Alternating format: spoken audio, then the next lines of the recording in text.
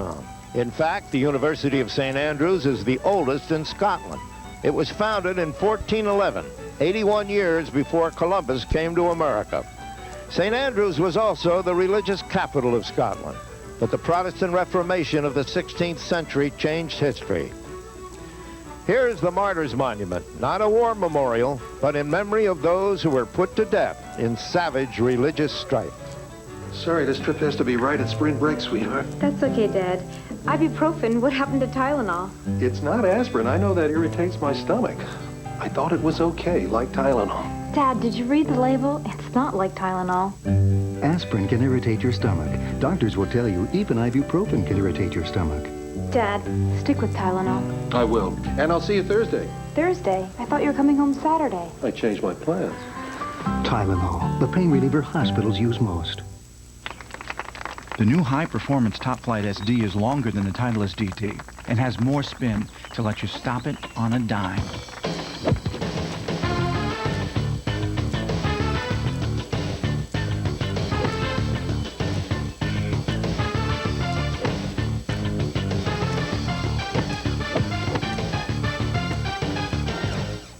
Want to try a quarter? The new Top Flight SD. Everybody, cotton towel from America is coming from the airport. Did he rent from hell? Not exactly, but Sal got some deal. Did he get computerized driving directions like Hare? Not exactly, but he'll be here. Excuse me. Sal speaks Italian. Excuse me. Not exactly. In Europe, there's Hertz, and there's not exactly. Make sure you choose the right one. It's me, Sal from America. Anybody up?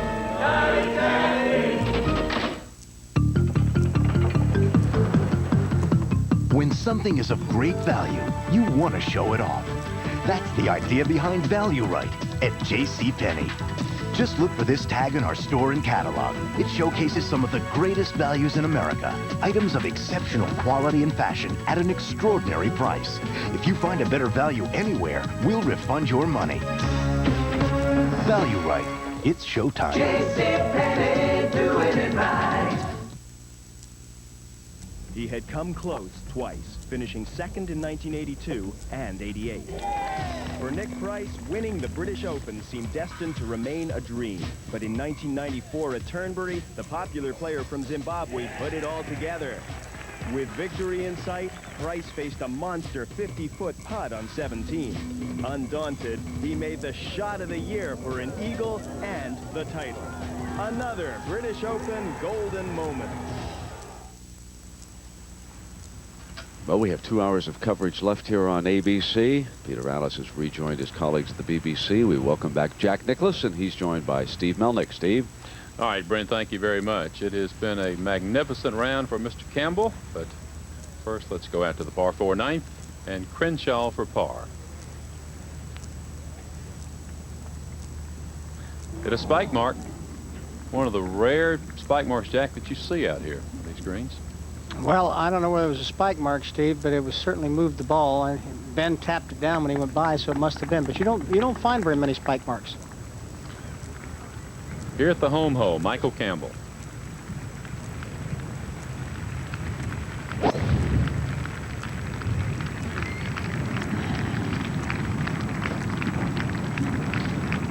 I don't think he was going to take any chance on going right there. I don't blame him. Jack referring to the out of bounds down the right-hand side of this home hole. About 120 yards across this first and 18th fairways. Now, John Daly, after that magnificent tee shot, this for birdie at 9. I don't think you could spell finesse right now as relates to what John Daly is doing out here. He's trying to overpower a golf course that you rarely are successful doing so. Now Rocco for birdie at 10.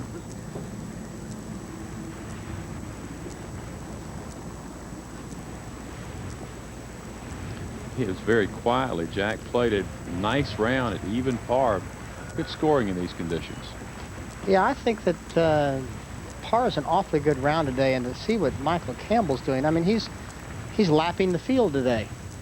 Well, the two lowest scores, Mark James and Barry Lane, out very early this morning, shot 68. Here Campbell is coming to the home hole with a chance for birdie as Rocca goes for his. Stop. Stop. In any language, you understand that? Stop. Now Daly at the reachable par 410. Not today, I don't think. Oh, he popped it up. Well, and he's pulled it left, too. It needs a good bounce.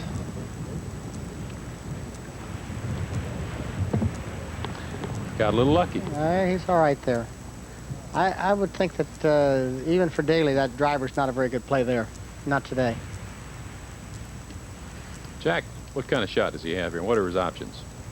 He just couldn't have an easier shot, Steve. He doesn't even have to play over the valley. He's playing up against the hill. He's playing crosswind. The only shot he could be easier would be closer.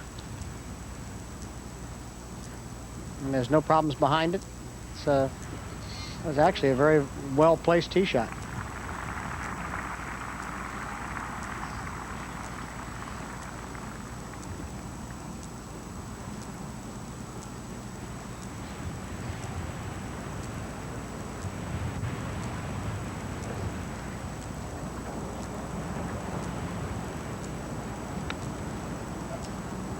Played a pitch and run, which kind of surprised me.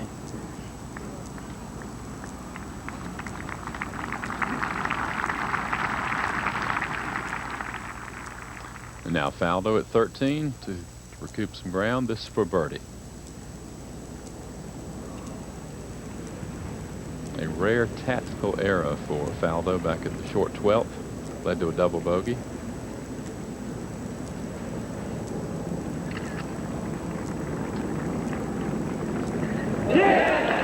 And he comes back nicely. Well, that's, you know, that's what your champions are made of. When they have some problems, they come right back. And through the years, you look at all the great players. When they had trouble and they had to come back, that's how they got themselves back in golf tournaments. Faldo's a great player.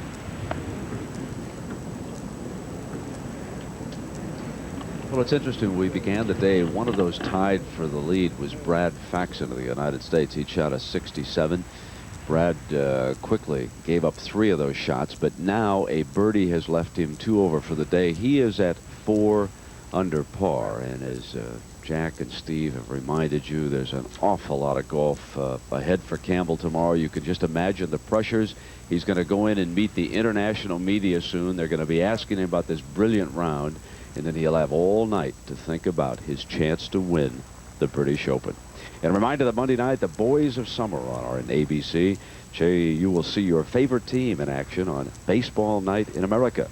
Check your local listings for the game in your area. Live regional coverage begins Monday at 8, 7 Central, right here on ABC. A thrilling moment for a young man who could be a footnote in history to this 124th playing of the British Open, the 25th appearance here at St. Andrews.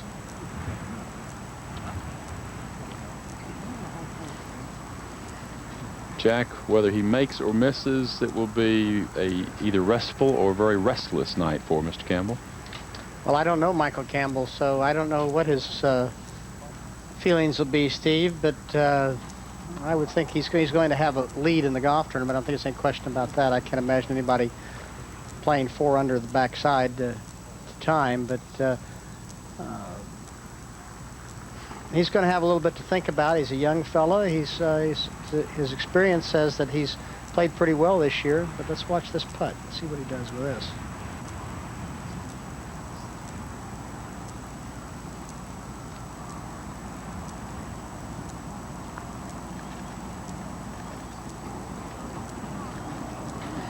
To put into perspective the greatness of what he has done, of the 73 players that have completed their 3rd round, the average score is 73.8. Michael Campbell fires a 65 and finishes at 9 under par. So New Zealand's Michael Campbell with the lead. We'll return with more 3rd round coverage after this message and a word from our ABC stations.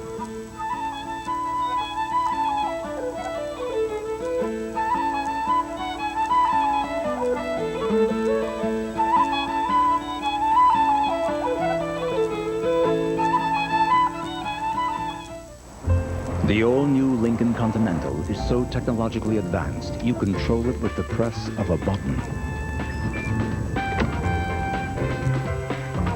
Equally as impressive is that with the press of a button, its exclusive 12-function memory profile system sets everything back to where it was.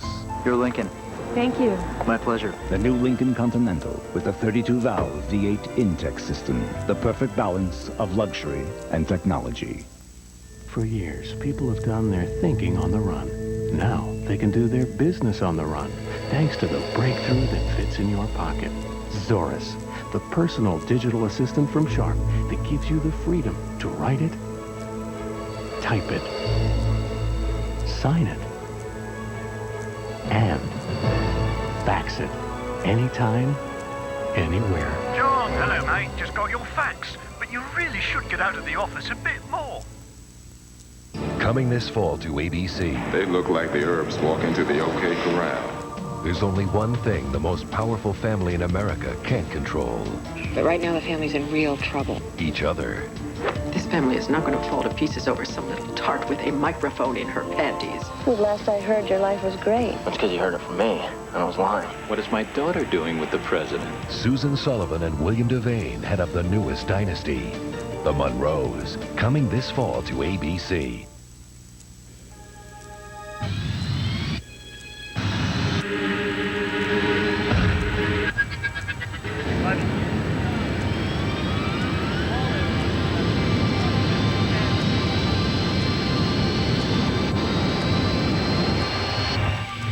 Most of this airline's fleet is modern enough to meet those quieter standards 5 years ahead.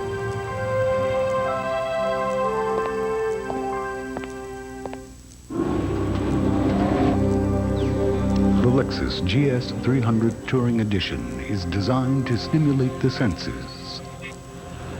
There are special wheels, special colors, and a moonroof for sight, a leather-trimmed interior for touch, and a compact displayer for hearing. What about the sense of taste? That always comes standard. Save $3,000 on the GS 300 Touring Edition while it lasts at your Lexus dealer. Shake your head, darling. More from America's Most Wanted Hairstylist. Mondays, Oprah. To put into perspective the greatness of Campbell's round, Broadhurst and Ian Baker Finch, both of whom fired 63-64 in 1990. The winning score that year was 18 under par. The golf course Jack played relatively benign that year. Yeah, 1990 was as easy as I've ever seen St. Andrews play, Steve. You could throw the ball at the pin, and the third round obviously was a round that you could do pretty much what you wanted to with the golf course. There was a lot of low scores. I mean, today, this score is unbelievable. Well, this is head and shoulders above what anyone expected today as John Daly has his long birdie putt at the 10th. We want to dwell on his ability to hit the ball a long way, but he has a remarkable touch around the greens. Oh, Daly's got a wonderful touch around the green. He's very soft hands, and he putts well, and he does very well around the green, Steve. Now, what about this one? Well, that's goes up a pretty good elevation. You can see it going way up, and then it goes over the hill, and then it'll bend around and go behind the hole. Now it might even roll back a little bit, but it's from there. It's the object is obviously to get it somewhere around where you can make your next putt. It is a treacherous par 3. Tom Watson mentioned moments ago he made 5 here. Now, Nick Faldo.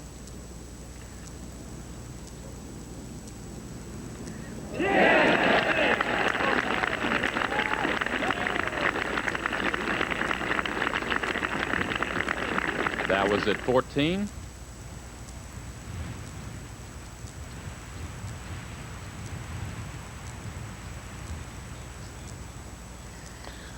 Well, as always, it is a pleasure to have our resident bard with us. In this case, Mr. Jack Whitaker. Jack, what do you have for us?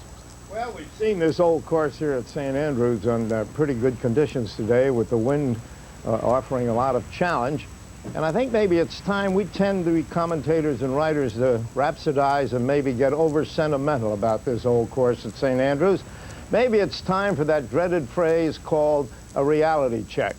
Most Americans do not like St. Andrews when they first see it. In fact, many of them are appalled at it, and that goes for some of our best golfers. Bob Jones hated it when he first saw it, walked off the course in anger. Sam Snead had to be restrained from walking off the first tee. Tony Lima thought it was a horrendous place. Then those that learn about it and come back for a second or third time soon become enchanted with it. Bob Gardner, one of our great amateur players and Walker Cup captain in 1927, said the first time he played it, he thought it was the worst golf course in the world. The second time he said it was quite a good course. And his third visit to St. Andrews, he concluded it was the best golf course in the world. Well, what then is the mystique about this place? Well, I think it's quite simple. Nobody designed this golf course. Nobody with a pencil and $2 million and 5 bulldozers. This was made by nature. It comes out of the ground. It was done with wind and rain and sun and the help of a few sheep. And so while to most Americans and other people, it's not love at first sight at St. Andrews. St. Andrews' Old Course is like a dry martini, an acquired taste.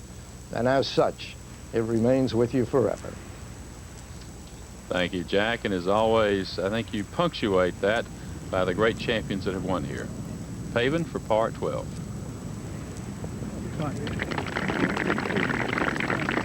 Just kind of hanging in there at 4 under.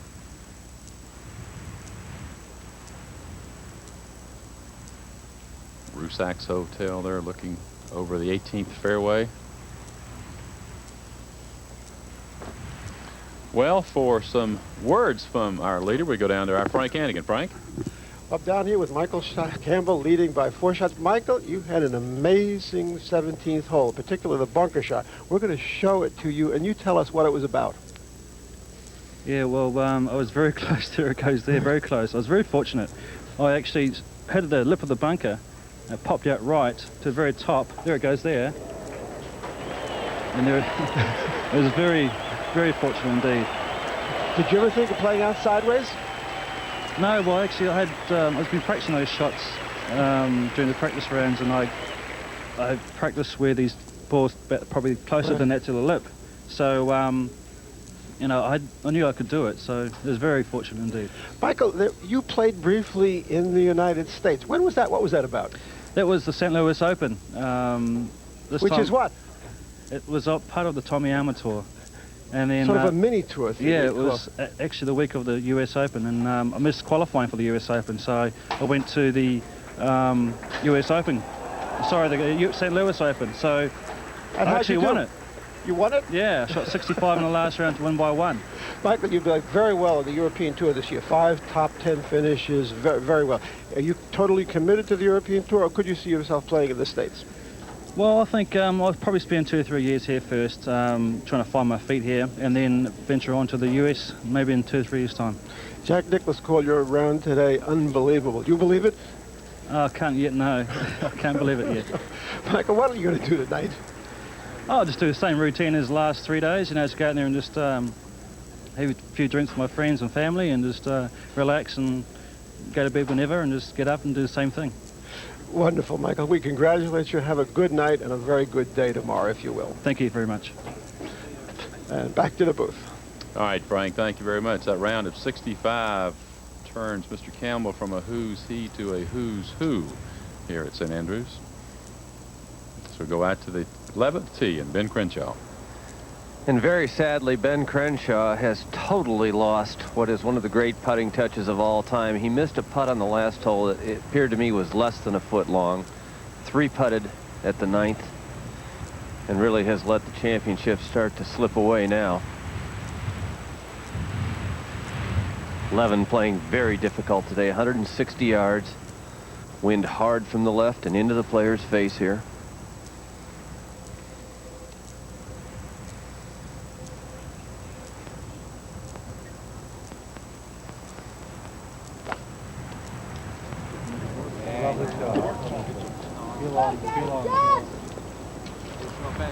Pretty good result there, about 20 feet left to the flag. That other ball on the green you saw there was John Daly, and here was his shot moments ago. John Daly hit a gorgeous shot here, actually kept the ball much lower than he usually does into the wind. Played a little bit of a fade.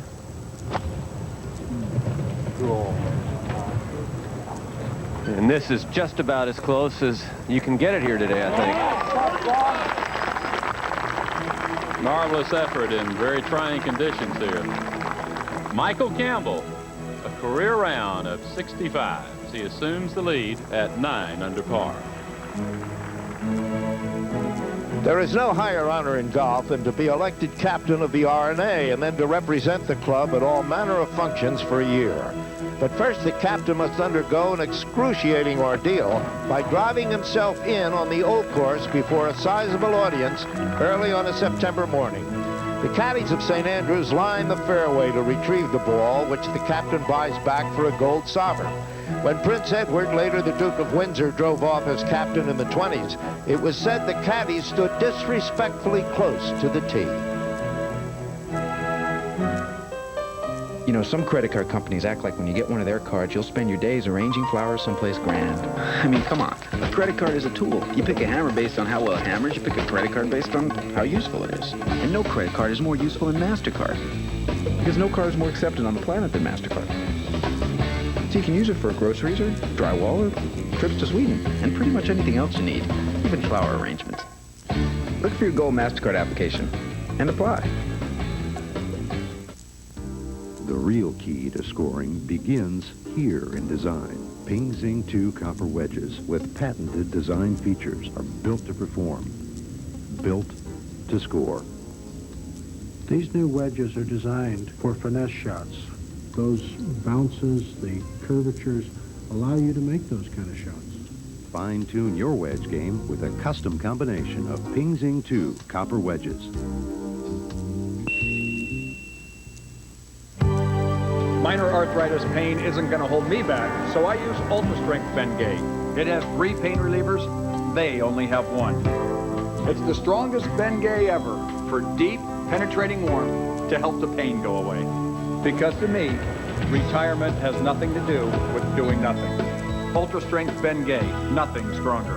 And it's never been easier to use because now Bengay comes in an easy open flip-top tube, commended by the Arthritis Foundation. You may not remember exactly when it first hit you, but somewhere along the way, you felt it, and you knew.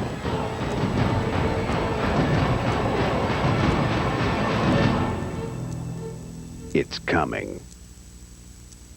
Golf's reigning player of the year takes on the most feared man in the game. Nick Price and Greg Norman go head-to-head on Shell's Wonderful World of Golf, next on ABC. Michael Campbell, a round of 65, 9 under par for the championship, but chasing him, John Daly. And here's Daly out on the par 3 11. This ball's going to break to his right.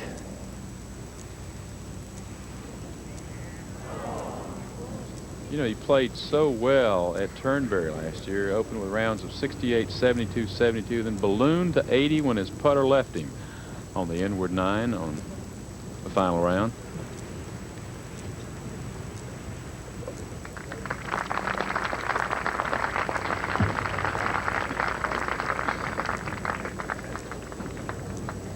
We take a look at the wonderful par 3 11. Jack, how do you rank this par 3? Well, Steve, I think it's one of the most dangerous par 3s. I think if you hit a good, solid shot, hit it to the left of the Strath bunker, it's not too difficult. But obviously, if you miss it, this is what happens. And that's Fred Couples in the 1990 British Open. Hit the stacked wall. Now, about to play his third.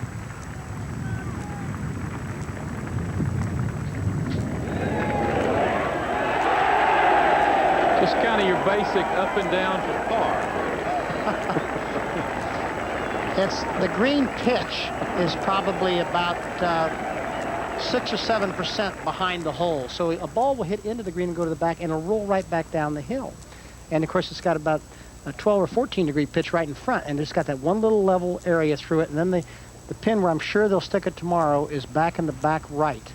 And they've used the Strath bunker twice, and they used the left side once, so they used the back right once. And it's a very difficult par 3, but it obviously can be had with a good shot. And you do not want to hit it over this green. No.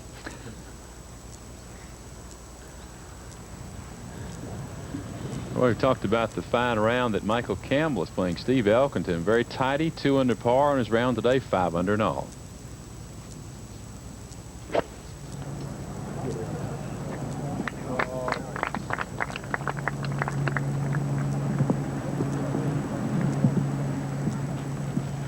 So we have a correction in Elkington's score. He just made birdie at the par 5 14th to go to 3 under in his round and 6 under now for the championship. And he's hit that perfect. He's 100 yards from the front edge of the green right there, the little white mark. Tom Watson completed with a round of 70. Faldo battled back now to 3 under after that double bogey at the par 4 12th. Barry Lane out early this morning. Fired a round of 68. Gordon Sherry, the British Amateur champion. Now Nick Faldo on the tee here at 15.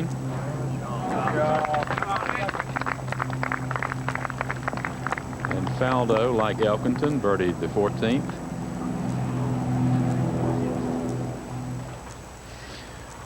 Jack, what do you want to avoid here at 15? Well, I think you pick a club off the tee, Steve, that'll keep you short of those 3 little bunkers that you're looking at short. The pin today is tucked right on the right side, so you have to play left.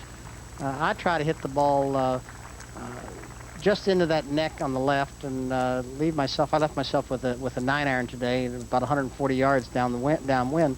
And I think most of the guys are hitting 9-iron wedge into that green, but you just have to throw it to the left of the hole. You just can't miss it right.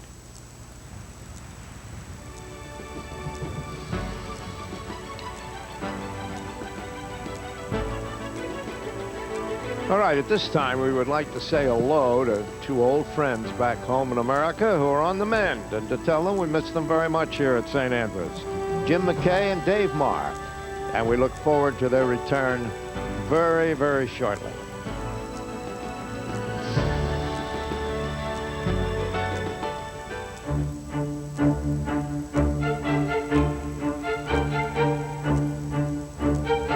Unique, with an inner fire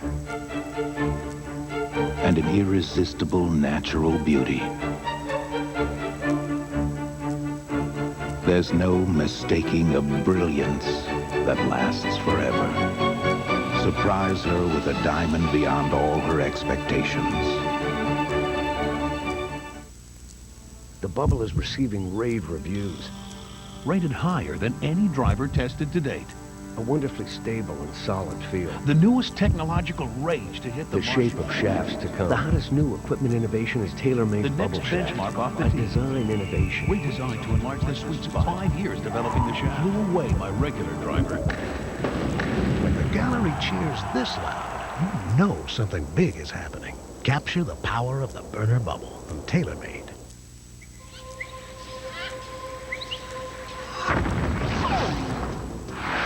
We'd like to dedicate this 30 seconds to the power of the new Lincoln Continental's 32-valve V8 intake system, the confident handling of its road-calibrated suspension, and some very impressive slow-motion camera work, without which we couldn't have shown it to you. The new Lincoln Continental, what a luxury car should be. In 1908, one of the favorites in the great New York to Paris race was a motor car built by Siemens. That was then. This is now. Today, Siemens builds over 700 automotive products, from fuel injectors and microprocessors to halogen headlights. Siemens, creating technologies to keep America and the world moving in the right direction. Siemens, precision thinking.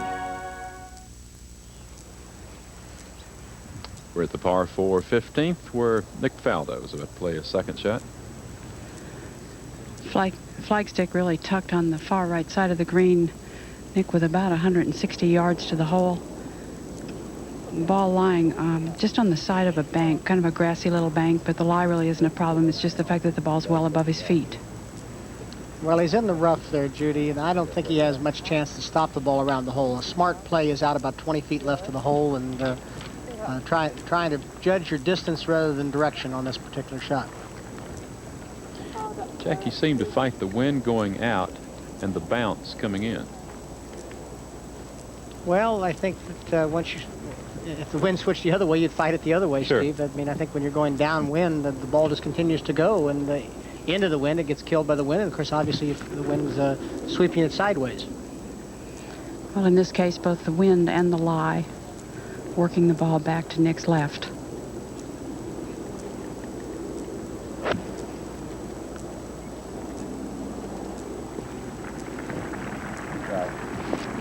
Right. Careful.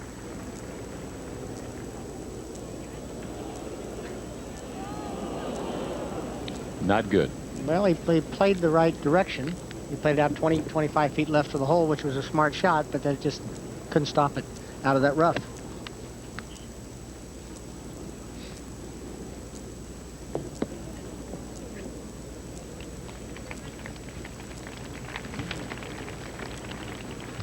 Steve Elkington, second shot. Steve's got the ideal angle to have any chance of getting it close to the hole.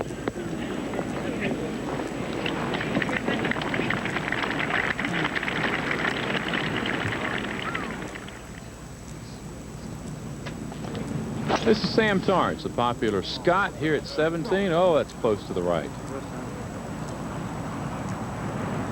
What a brave tee shot. What's your aiming point there, Jack? Well, I aim it right over the old. And, you know, I take the whole word. Some of the guys take the O, L, or D, but I take the whole word. And if it's downwind, I play a 3-wood. If it's not so much wind, I play a driver, Steve. And I think that fellas today are probably playing 3-woods or 1-irons even. I played with Davis Love this morning. He had a 1-iron. So you're saying you play over the old as an old course hotel? Right, that's sitting right in front of you.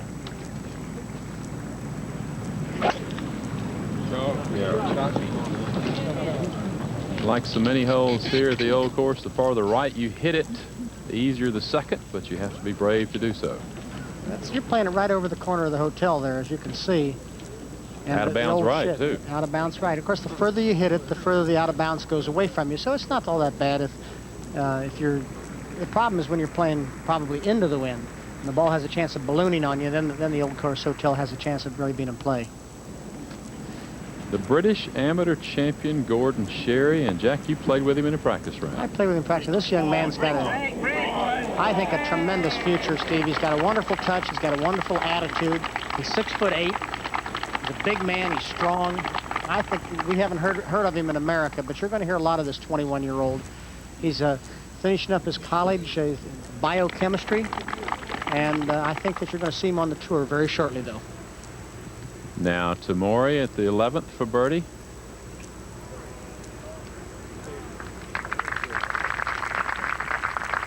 Five under par and in good shape. Now, Costantino Rocca has driven the par 4 12th. This for eagle. Is it enough? Yes. That's a pretty fancy score on that hole. This is a young man who has played very well on the European Tour this year. Has an outside chance to make the Ryder Cup team with a good finish this week. Could sew up a position on the upcoming Ryder Cup at Oak Hill up in Rochester.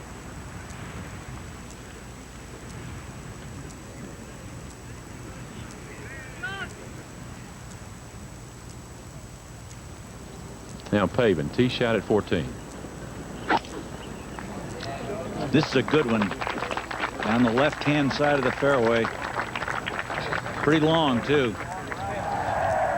Rossi, he may be kidded about his length. He drove the 18th green yesterday. That's right. He's added a little length. He'd surprise you. Faldo, third shot at 15. That was moments ago.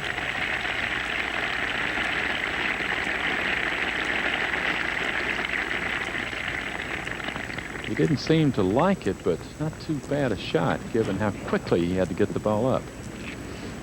Now Steve Elkington from birdie.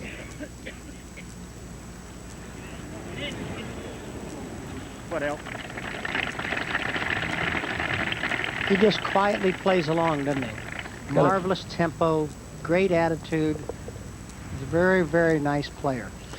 No real weaknesses in his game. No, he's very solid. I like Elkington's game very much. And I like him. I think he handles himself very well. John Daly now at the 12th. 316 yards. He thinks he can reach it with a 2-iron.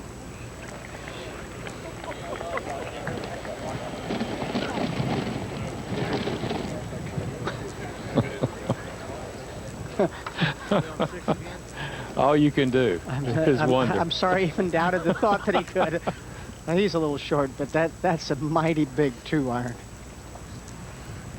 Just kind of sneaked it around the gorse here where Faldo hit it moments ago. He's just on the front edge of the green.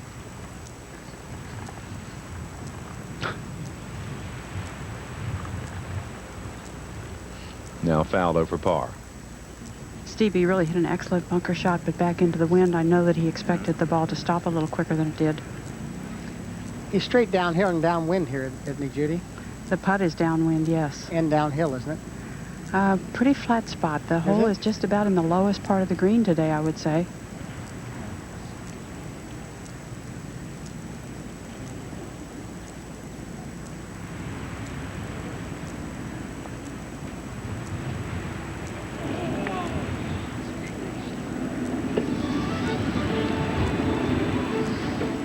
I guess the wind makes you think it's downhill.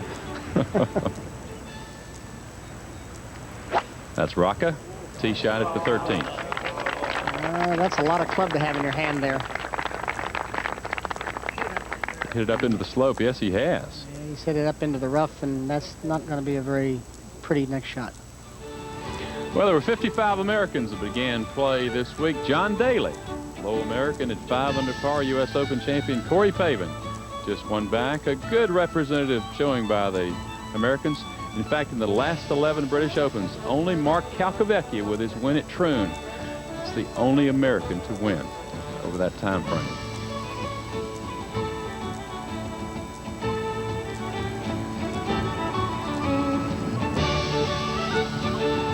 The great old town of St Andrews, the oldest town in the country of Scotland, founded in 1411. As we look way off in the distance, the cathedral ruins of the old great town. A magnificent place, steeped with history, wonderful tradition, the home of God.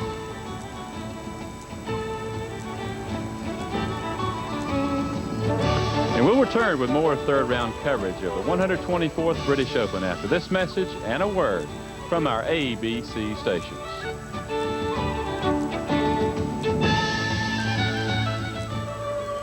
That's one small step for man.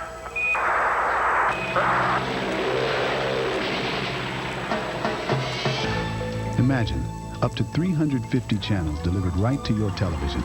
All the best movies, sports, radio, and entertainment. The full view satellite TV system. It's one giant leap in home television. Get free home installation. Call 1-800-FULL-VIEW for a dealer near you. I don't need some fancy cologne to tell me I'm a man. I use Skin Bracer. It smells great, but it also cools and tones my skin. Confidence is very sexy, don't you think? Original and cooling blue. By Menon. Todd and Celia Unger aren't overly concerned with how to chart a course for their retirement.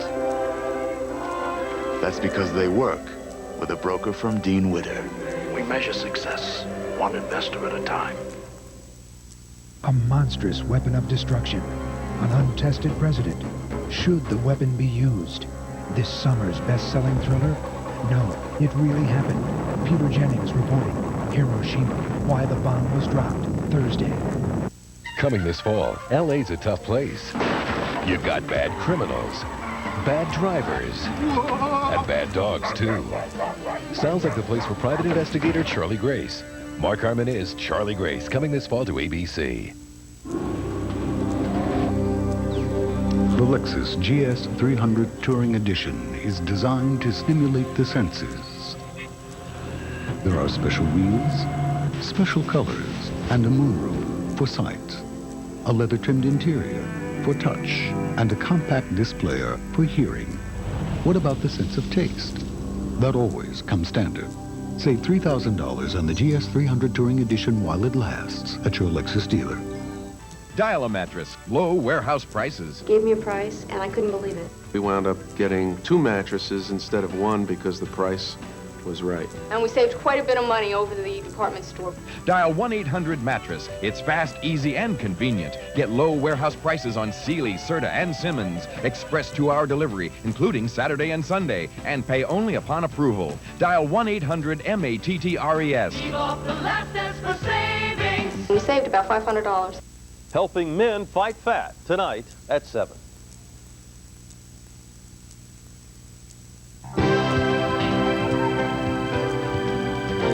ABC Sports coverage of the 124th British Open continues.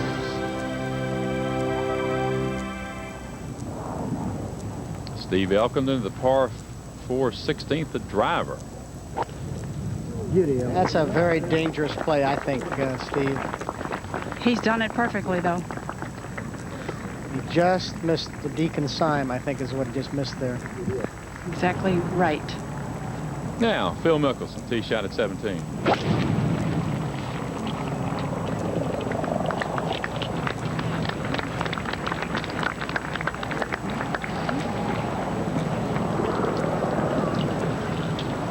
I think Mickelson has an opportunity to do very well in this championship as his game matures. He's certainly got the touch around the greens.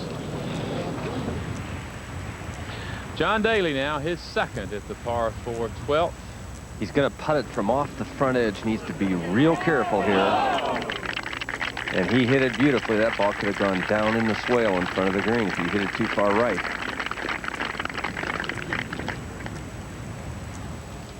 Ben Crenshaw 4 over on his round today, 1 under in all. John Daly playing nicely, 1 over but 5 under in all.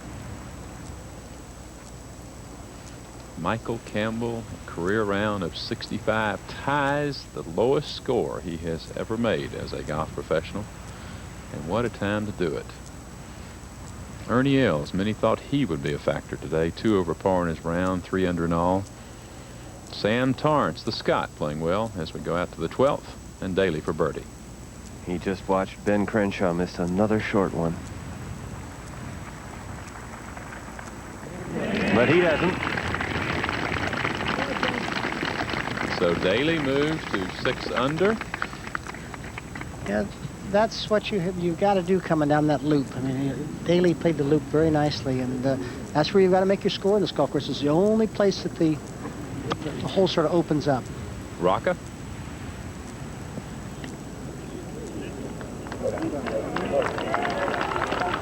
Rocca played the bounce very nicely. Drove the ball, Jack, as you said, too far. He drove it too far, and he got very lucky with that shot because the ball landed in the hollow, and you know it could have stayed in that high grass and had a very difficult shot. But he got the right bounce, and of course that's, you know, whoever said that luck wasn't part of this game.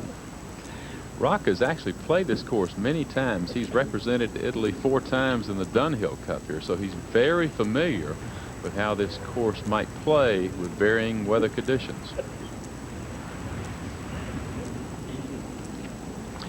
Now up ahead at 16, Steve Elkington set to play his second. Is he going to run it or pitch it, Judy? Well, he's taking a lofted club, Jack. It's certainly a difficult hole placement today. If you're going to take a lofted club, he's got to just play it by the hole. 104 yards. And he's losing it to the right. Got lucky, stayed up on the shelf.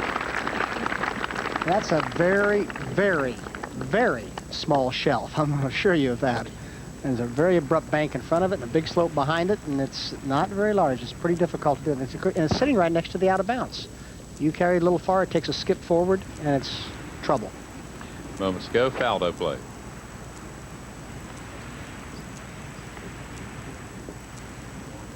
You see, he's played it left of the hole and tried to bounce it up, which is a very, very intelligent shot. He's left himself 30 feet to the left of the hole, but it's a very smart shot. He controls the trajectory of his ball as nicely as anybody in golf. He plays very nicely over here. He plays a lot of different kinds of shots, and he plays by trajectory. That's how he plays golf, and does a good job of it. So Elkington with a makeable birdie putt at 16, 3 shots behind our leader, Michael Campbell. The amateur Gordon Cherry continues his good play. Ben Crenshaw, as Mark Rolfing said, most unusual putting woes today. Daly on the tee at 13.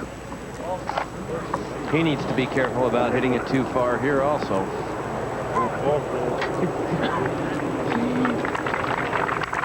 Jack, did you ever swing that hard? I don't think so, Steve. As I say, I hit it that far, but I used more club. Gordon Sherry, the amateur. Dangerous second shot at 17 from the first cut of rough.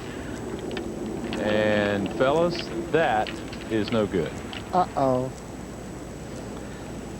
Yep. Must have had it down in the deep grass. The grass wrapped around his hosel, pulled it left, and he is in the downslope in some deep grass in an untenable position.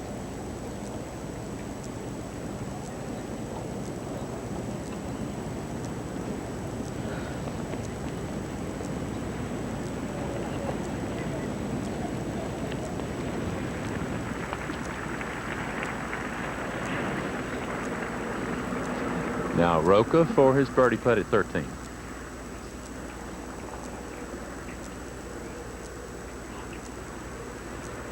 Ooh, that is well short.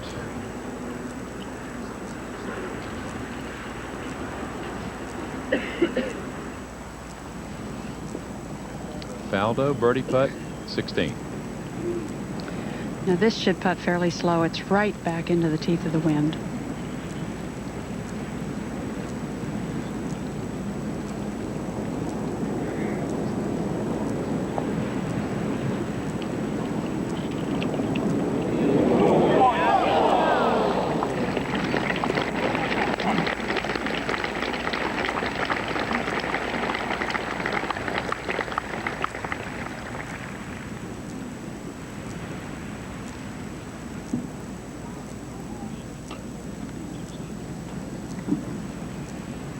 As Faldo marks, it will be Steve Elkington's turn to play. So, Jack, you like this player's game as it relates to major championship golf? Well, I like Steve's game, period. Steve hasn't won a major championship yet, and he's won a lot of tournaments, and he's played well. And I remember the first time I played with Steve, he was a college player at the University of Houston. I won the Masters in '86, and I went down to Houston and played in the tournament and played a practice round with him. I was very impressed with him then, and I have been ever since. And he's, I like how level he stays when he plays. I don't think the wind will bother him very much when he plays that way. And I think that's anybody who's up and down a lot has trouble playing in the wind, and he doesn't. He's just very, very solid and steady. Jack, his golf swing's so good that sometimes it's hard to understand why he doesn't play well all the time. Well, I think he probably does play well all the time, Judy, to a certain degree, but I think he just hasn't broken through to win that first major championship yet, and that's the toughest one to win. He is in, excuse me, Judy. Went through a little illness a couple of years ago, but he's well again. Come on. Found he was allergic to grass. Not good for a golfer, is it? Actually, there's a lot of golfers I think are allergic to grass.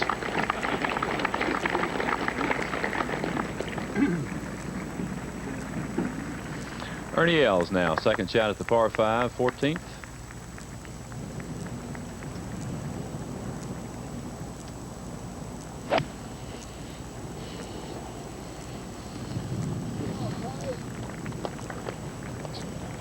Now it's got to slow down.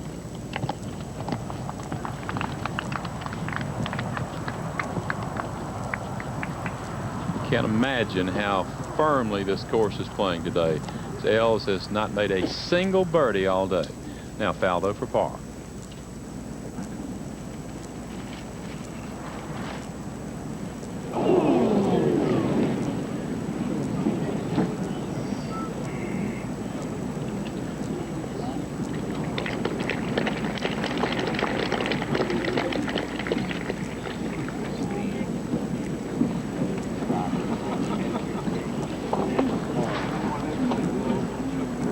Now, 13, John Daly, his second shot.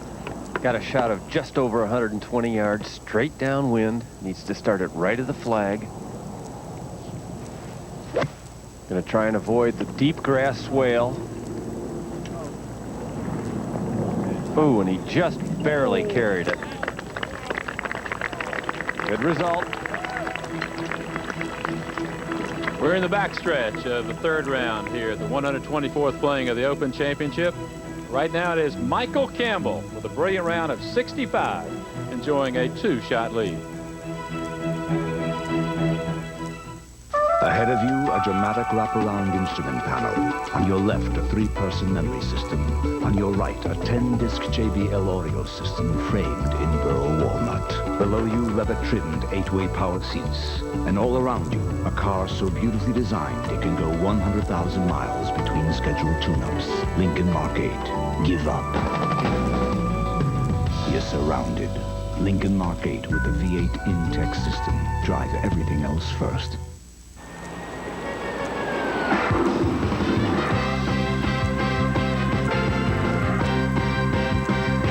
No gasoline keeps more cars moving than Shell.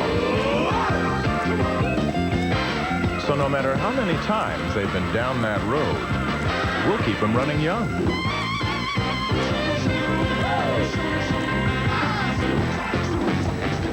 Shell, the world's best-selling gasoline.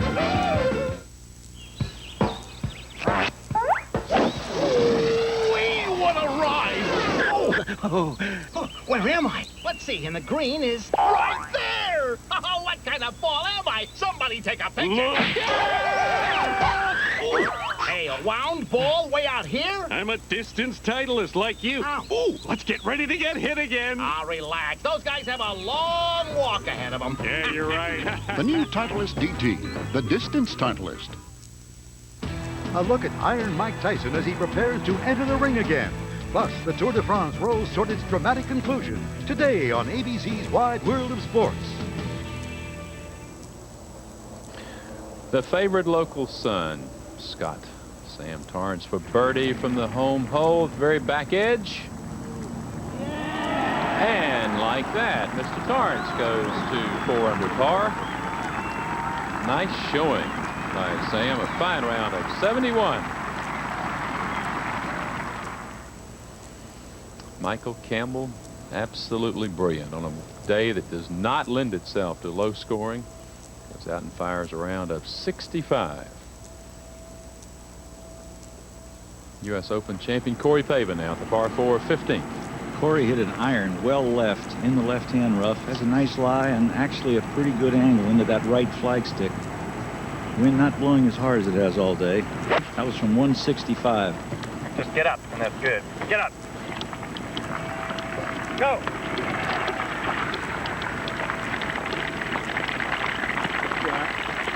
Beautifully played. This golf course, Jack, requires incredible numbers of different shots, isn't it? And you can do so many different things. You can go from 4 or 5 iron off the tee to a driver off the tee. Unfortunately, that was a double bogey for the amateur Gordon Sherry. So our second shot get hung up well short of the green to the left.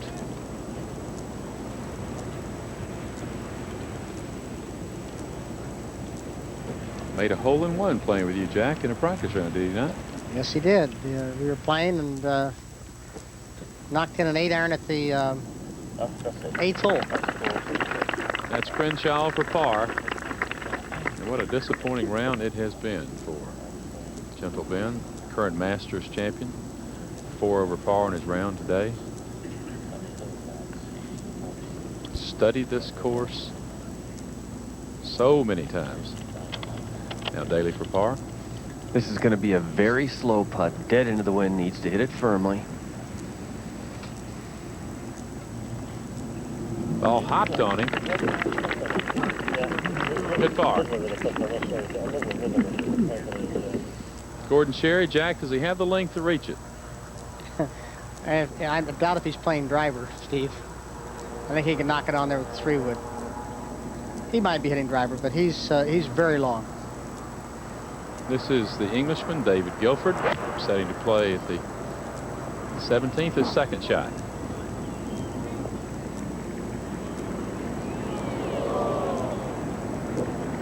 and then is very near, if not in, the famous road hole bunker.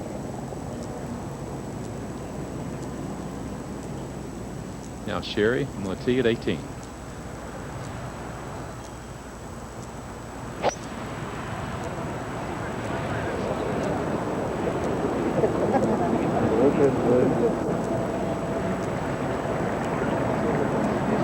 Kind of hit into the upslope of one of those knobs just short of 18.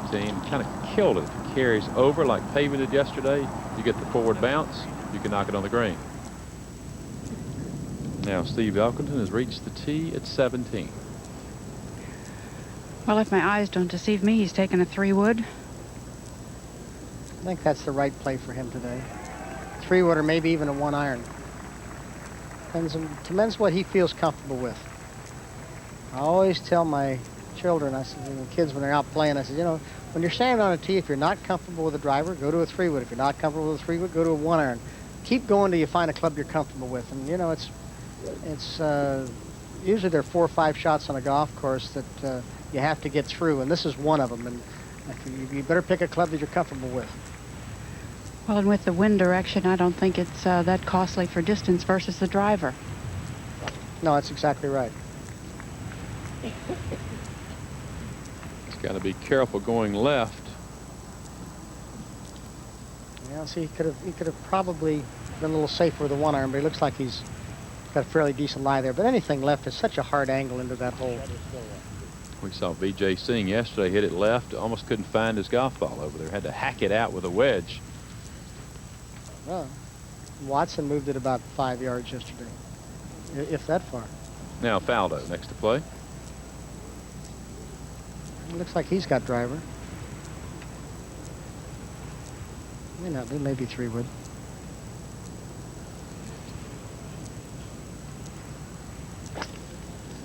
I think that's the driver.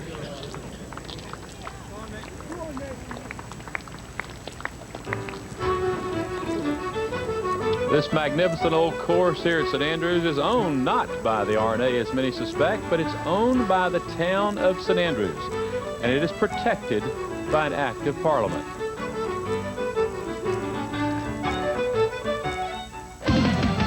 Now, let's go to 18, where Chichi Rodriguez has a tough putt to save par. It shouldn't be too hard, Peter. He's already saved 30% on the room. That's right, Rossi. Travelers 50 and over can get a 30% discount at Comfort Inns and Suites by calling 1-800-228-5150.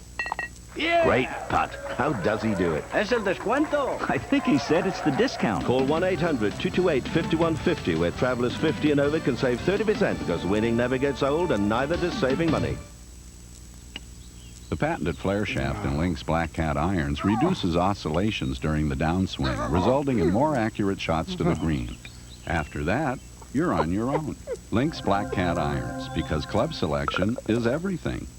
Men, is gray hair sneaking up on you, right under your nose, making you look too old? Whoa, it is sneaking up on me. Up here, too. You need Just for Men Color Gel, made for the hard-to-color gray of mustaches and sideburns. Simply brush in this no-drip gel, and in 5 minutes, rinse. Gray's gone. Your mustache and sideburns blend perfectly with your natural hair color.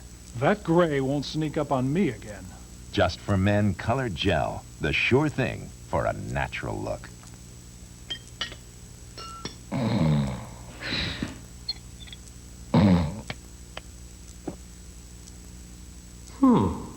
Would you look at that? Go with an iron. Plays right to left.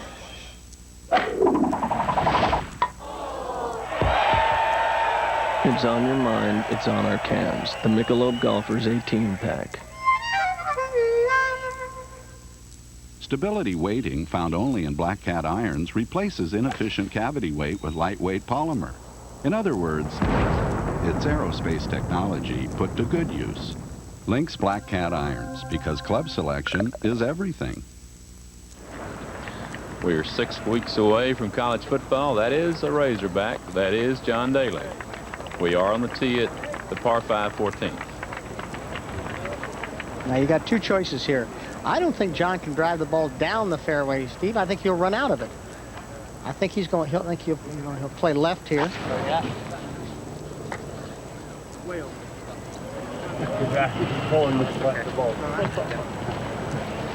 He's playing down the 5th fairway. Would I be safe to say there aren't many divots from there playing to 14? I wouldn't think so. And he's hit the ball about halfway between hell and the Beardies over to the left side of, actually the right side of the 5th, coming down the other way, would be the left side from the way he's playing. Now he's going to have to carry those 2 little bunkers in front of the green there, but they're not really a factor to him. The wind's going to bring him from right to left. It's a wonderful angle to play in from. I've played it down there 100 times, and I made 10s and all kinds of scores from there. Not many 10s. No. All right, let's go out to 17. 2 golf balls side by side. Steve Elkington will be first to play. Well, we have seen some miserable lies this week in the left-hand rough, but Steve has caught a very good one. The ball is actually sitting up high. The worst problem he has here is if he loses a little control of it and it would fly on him. What's he using, Judy? 182 yards, Jack, back to the hole, 148 just to the front right portion of the green. So he's probably playing an 8-iron, probably landing it short and letting it run. Or maybe a little 7. I don't know what. I wouldn't think he'd be playing any more than 7, but probably 8. Some players from here have actually played left of the green. I think he just did there, didn't he? Yourself foul. That may be too far left. Careful now. Careful. There's a smoke and burn back there. I have a very hard time understanding that shot. Well, I think the direction's good, but his distance is horrible. Well, not really. He's got to be long. I mean, what difference does it make whether you're 10 yards long or 30 yards long? As long as you don't go to the burn, then you can play. And it's not a bad place. He plays right up the green. He doesn't have anything in his way. He doesn't have to worry about the road or the road bunker. This is probably the only golf course in the world where you play it both forward and backward, what they call the left-hand route. You play from the first tee to the 17th green, and so on around the golf course. And so that's an approach shot on the backward course. That's exactly what it is. All right, Judy, what does he go? Short right, short left? Well, you know, I would think the play is to hit the ball up at the right middle of the green. Just land the ball right at the front of the green. And that's what the I wind think. Should turn it. That's where he's aiming. That's a play I would make, and I think that's the play, but the ball's moving left on him, is it not? Certainly is. Well, that's always your danger. And we'll return with more third-round coverage of the 124th British Open after this message and a word from our ABC stations.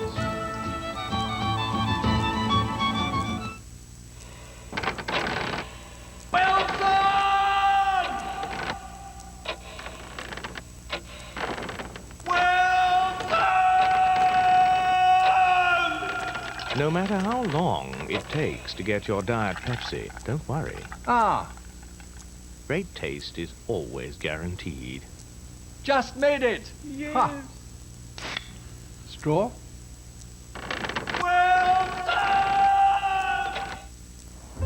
The all-new Lincoln Continental is so technologically advanced, you control it with the press of a button. Equally as impressive is that with the press of a button, its exclusive 12-function memory profile system sets everything back to where it was. Your Lincoln. Thank you. My pleasure. The new Lincoln Continental with the 32-valve V8 Intex system, the perfect balance of luxury and technology. Thursday, Whatever needs to be done, I'll do it. a daughter's reluctant journey home to the heartland Grow up, Virginia. I am grown up. leads to the happiness she thought she'd lost forever. Patricia Wedding, Kansas, an all-new ABC movie special Thursday. Photographer Nora Wild's life is picture perfect. I was nominated for a Pulitzer once. But standing up for her principles left her single and starting over at the most sensational tabloid in town. Look out, inquiring minds. Taya Leone stars in Wild again, coming this fall to ABC. Now, the most difficult shots in golf are easy to make with the Alien Ultimate Wedge. You'll be out in one swing, guaranteed. I don't care how high a handicapper you are or how little you play. You'll get out of the sand on your very first swing or your money back. over 60% of all shots are taken within a short distance of the pin.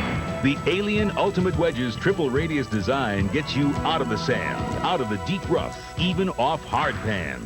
You don't need a new swing, a new stance, or a sports psychologist. All you need to get on the green is the Alien Ultimate Wedge. Call now for your free video and brochure and find out how you can get this revolutionary club in your bag. If you live for golf and want to save strokes, pick up the phone right now and order your Alien Wedge. I guarantee you, you'll be glad you did. The Alien Ultimate Wedge.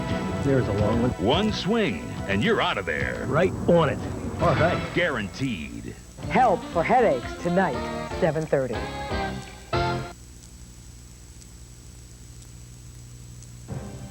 ABC Sports coverage of the 124th British Open. Brought to you by Lincoln Mercury and the complete line of Lincoln luxury automobiles. Rolex, the watch of champions the world over. Pepsid AC Acid Controller. You can be heartburn-free with new Pepsid AC. And Merrill Lynch. For clients around the world, we make a difference. The difference is Merrill Lynch. Rocca for birdie.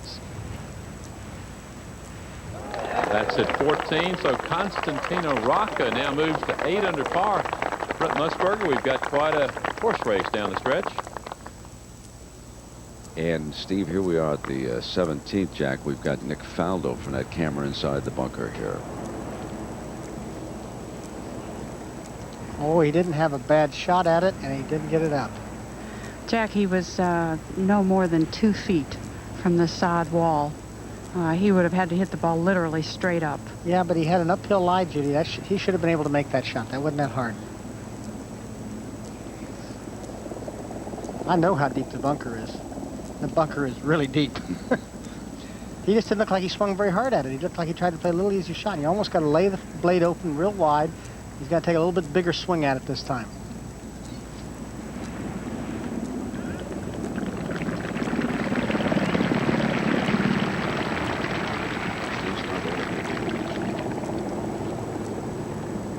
Steve Elkington, who is 3 under par for the day, and Jack here is alongside the 17th. He's putting that ball from about 40 yards away, and it had as much air time as if he had chipped it. It's left it about 15 to 20 feet, Brent, and I think he's, I don't think he was real happy with the play. I think he was just trying to figure out a way to get it up somewhere close and give himself a chance for par, and he didn't get as close as he'd like.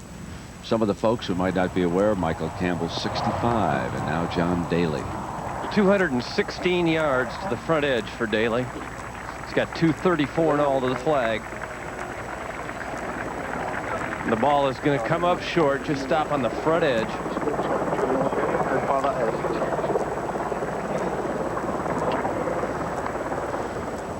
Well, it's a pretty interesting angle that Daly picked there, and I think it was a pretty good one because he gets to play back into the wind a little help from the right and use that bank, and I guess he left it just short of the green.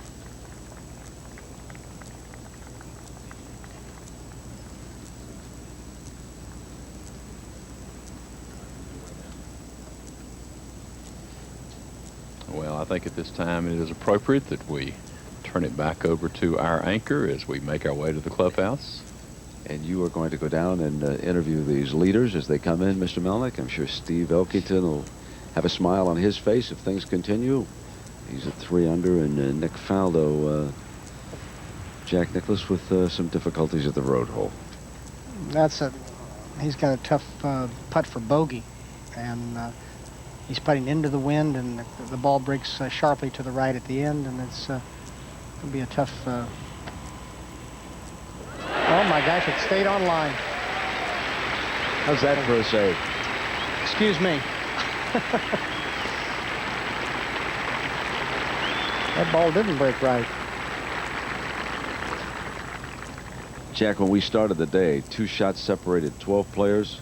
Those 12 are a combined 22 over par. Only Constantino Rocca is under par right now in that group. He is 3 under. He has moved to within a shot of the lead. That's how tough conditions were. You made an observation, I think that's accurate in commercial. I think the weather's changing a bit right now. I think the wind's dying down a little bit. Plus the fact that it always feels like it's dying down when they're coming home, when you got the wind at your back. But it's, I think the wind's died down a little bit, and I think the course has gotten a little softer from a, you know, wind standpoint. And Steve's going to make 5 also, and you just got to. They're a little bit more used to playing in downwind now. They played this sequence coming home yesterday with the same wind, and the fellows are a little used to it, and so it's they're handling it a little bit better. You notice all the high scores were going out, not coming home. He was over that green at 14. Ben coming back. Unusual for him. He's had putting problems today. You know, Jack, talking about 17, I want to note this. Steve Lowry has birdied the 17th twice this week. There's been only one other birdie at 17 today. That was Peter Sr. There have been a total of 8 so far for the championship. Well, Steve has played 2 shots that he would like to remember. That's for sure, because I don't think anybody tries to birdie that hole on purpose. I mean, he's made 2 birdies, but I would bet that one of those 2 was a very, very long putt. Mark, here's John Daly, his 3rd on the par 5. He's got a putt here of about 40 feet. He's got to go up and over the huge mound right in front of him. This ball is definitely going to pick up speed as it gets over the hill.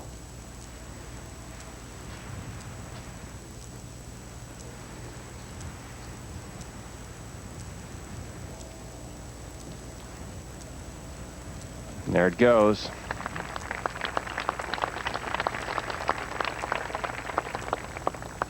Roca now red hot, his 2nd shot at 15. 3 under for the day, a shot off the lead.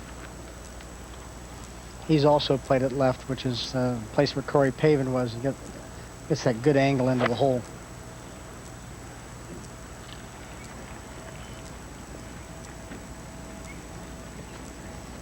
But left it well short.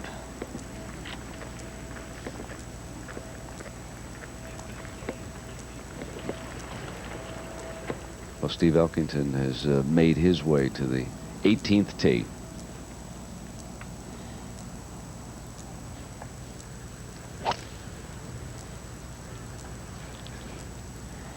That's a driver, obviously.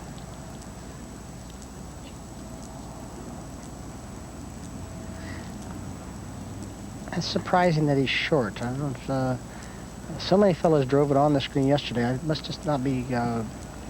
Wind must not be getting as much as it was yesterday afternoon. It is straight downwind at the moment, but I do think it's laid quite a bit. Yeah.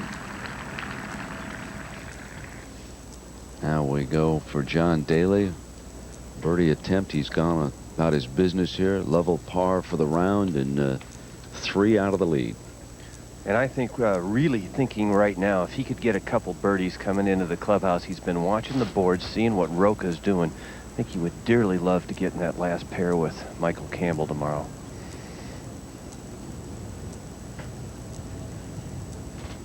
Got a chance now, Mike. Yeah, I think he could maybe get a couple more birdies. Jack was exactly right about the conditions. The wind has laid down.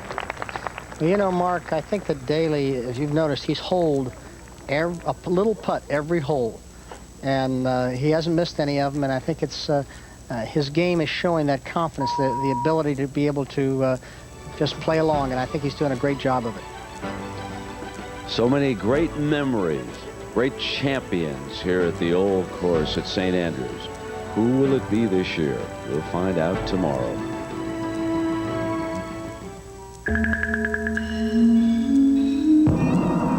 A new chapter has begun in Merrill Lynch's history in Asia. We are the first American securities firm invited to open an office in mainland China. Being there gives our financial consultants a different perspective, which makes a difference for our clients. The difference is Merrill Lynch.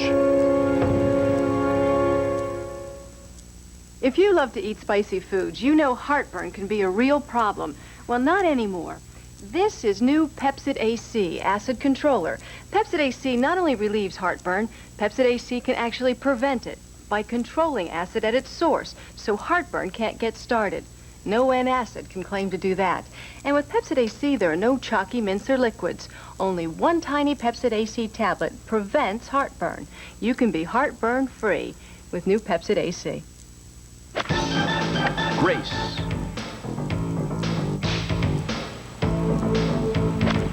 Endurance.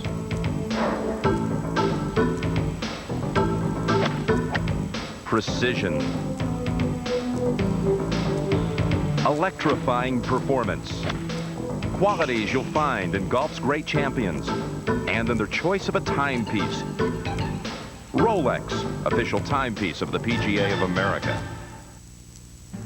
America's golf legends take on the sport's international elite in one of their premier events. Coverage of the Senior British Open begins next Saturday on ABC Sports. Well, certainly this graphic will tell you the story of the day. Fierce weather conditions, especially on the front side, and you can see what has happened to our final groups here today. Only 2 of them under par. Rocca at 3 under was going about his business in a remarkable fashion considering the weather, and there's John Daly. He has now joined it, but look at Brad Faxon, 4 over for the day. Ben Crenshaw, 4 over. Mark Brooks, 3 over. John Cook is 3 over. Ernie Els, 2 over. Payne Stewart was going along, and then suddenly back-to-back double bogeys, and he fell off the leaderboard. Now we go to the 15th tee, Jack and Mark, and here's John Daly. John chose an iron here off 15, and this ball takes an unbelievable bounce. It's actually going to land in the left center of the fairway. It lands right on a knob, kicks almost 90 degrees to the left, and it's now right on the side of the hill in the fairly deep rough.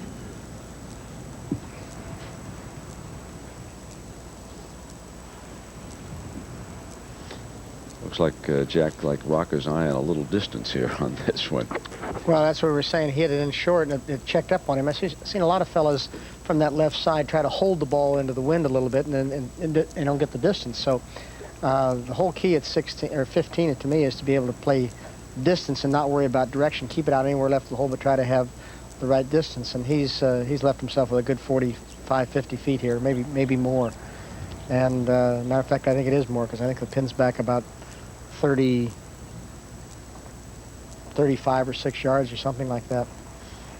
There's a fellow who didn't dream of a career in professional golf. We'll leave him for a moment. And Steve Elkington, of course, is coming down the finishing hole. What a chance this gives him. Beautiful pitch. Beautiful pitch. That'll get him back to 6. 69 for the round. Now we go back to Rocca.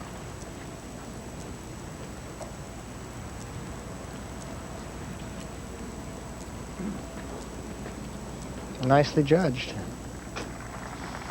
I was saying he didn't dream of a career in professional golf. He was working in a pasta factory in Italy, and some folks suggested his game was pretty good, and the rest, as they say, is history. Here's a young man who can make it back to the European Ryder Cup this year. And Mark, what about John Daly right now? Well, the ball is lying quite well. It's a pretty good lie, but he's going to have an awkward stance. The ball will be well below his feet. It's not a long shot, just over 160 yards. Probably just a 9-iron for John. You think he'll take that much club, Mark? It'd be an awful hard wedge from this stance. Oh, I think he's got that left hill line. He's got to throw it up in the wind. That's the only problem, is having to throw it up in the air. This was Nick Faldo on tape now, his second on the 18th.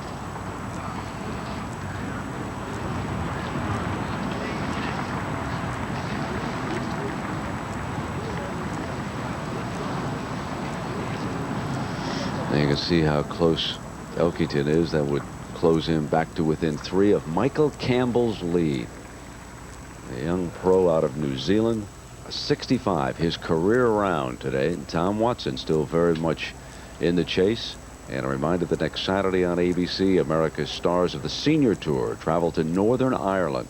Arnold Palmer and Jim Alvis battle an international field of legends at the Senior British Open. And on a special edition of Wide World of Sports, the NFL's 2 new teams kick off the preseason. The Jacksonville Jaguars meet the Carolina Panthers live in the AFC-NFC Hall of Fame game at 2:30 Eastern, 11:30 a.m. Pacific, all next Saturday right here on ABC.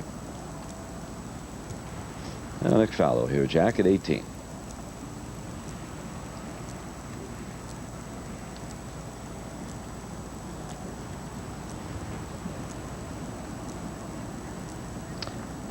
Well, they had good pace, but just a little bit, not enough break. And I don't think Nick's very happy with that finish. I don't think there's any question about that.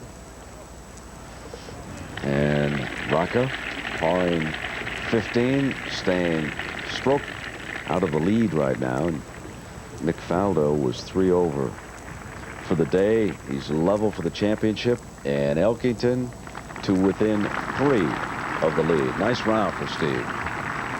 Good solid 69 and just playing along. So as soon as he checks his card, we'll hear a word with him with our Steve Melnick, who's gone down behind the 18th.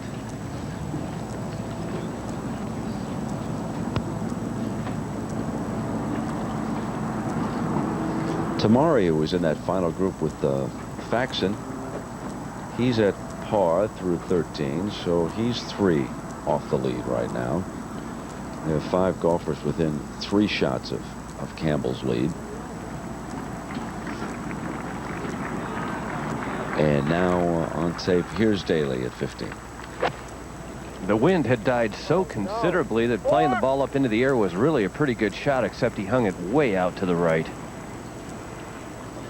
And that's going to be a tough spot there. Rocca on the tee at 16.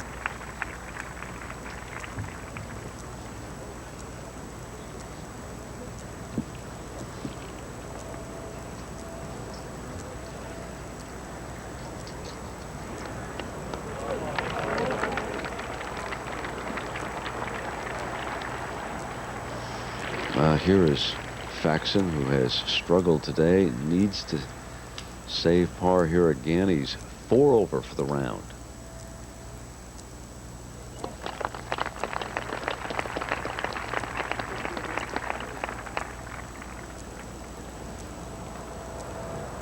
And Mark Brooks is playing with Rocca, so he's on the tee at 16 also.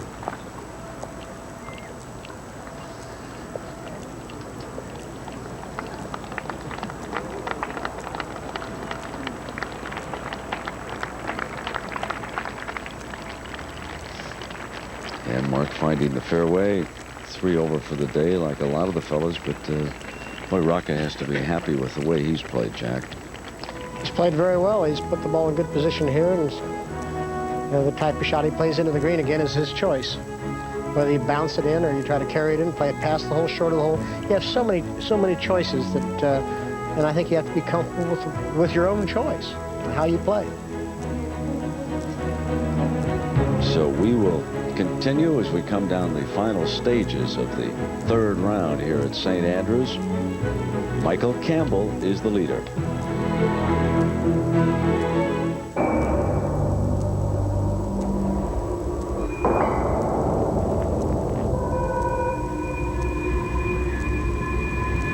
If man were meant to fly, he would have been born with a 32-valve, 280 horsepower Lincoln Mark 8.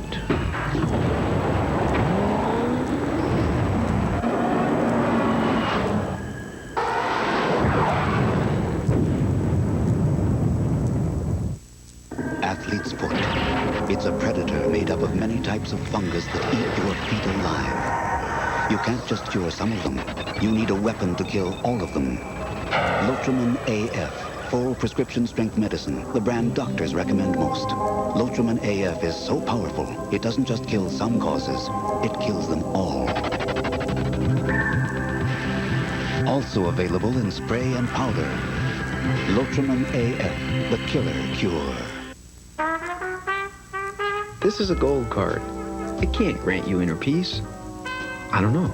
No card on the planet's more accepted, so you could go someplace peaceful. And with a credit line of at least $5,000, you'll have the freedom to relax. And freedom like that might be the path of true wisdom. So I guess Gold MasterCard can help you to see the light. Just remember to wear sunscreen. Gold MasterCard, it's more than a gold card, it's smart money. Look for your Gold MasterCard application and apply. Looks like you're going to need a small bucket.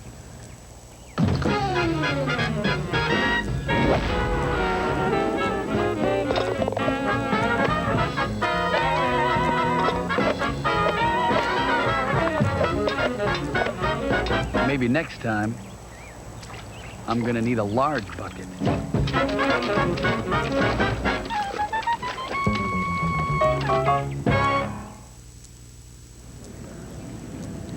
Back at the British Open, John Daly, 2 out of the lead, 3rd shot now. With a putter from off the 16th tee. Not much choice, was there, Mark? No, there wasn't, and judging the speed was next to impossible. Now Roca. Got it well all day. We fouled about the last 12 holes. Nicely judged, right where Faldo hit it. Constantino, only a shot behind right now.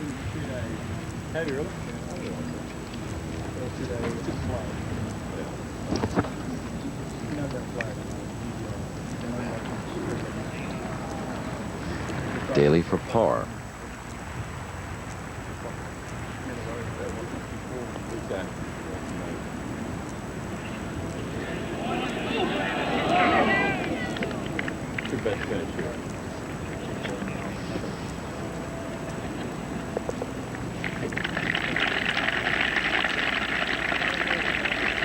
Daly drops a stroke, so he's back to level for the day.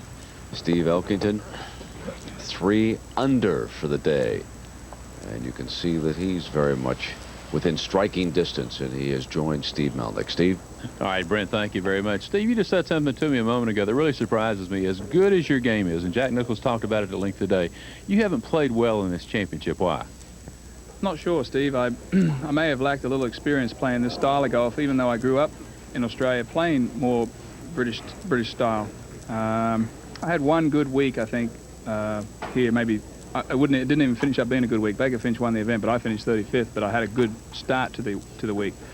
I don't know. I spoke earlier about having my friend Dave Rennick, who's caddying for me. He's a Scotsman, and he's very relaxed. This is near his home, and maybe that's helped me this week more than anything. You know, he's very comfortable here. He's got a lot of friends, and it's helped me. Does the type of shots you're playing now augur well to the play of this golf course? Difficult coming out, easier, but nevertheless have to control the bounce coming in. Yeah, I've been hitting fades all week, and it's been tough on me going out. I just aim further left and just try to hit it as hard with my right hand late. Coming in is much easier for me feeling. So in that respect, if the wind stays the same, I feel a little bit more confident on the inward half. However, I've played better golf going out, so make sense out of that. Did Campbell's round maybe send a message to the rest of you there among the leaders that yes, there are some birdies to be made out there? I think so. I spoke highly of Michael Campbell about 2 or 3 years ago. I played with him in Australia, and I've been waiting for him to surface. I know he's had 3 second places this year in Europe, and the guy is really going to be one of the top players. It didn't surprise me because he's a strong young player. He plays in New Zealand where it's windy, and he can handle it. All right, Steve, I know you can too. Back up to you, Brent. All right, Steve, thank you very much. And now on videotape for a birdie at 17, Payne Stewart.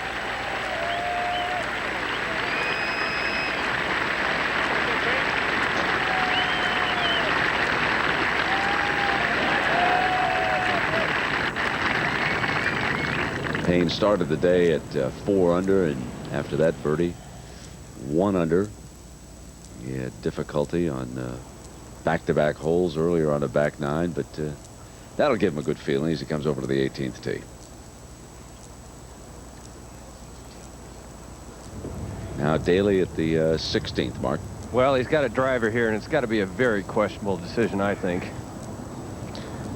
You just simply run out of room down there.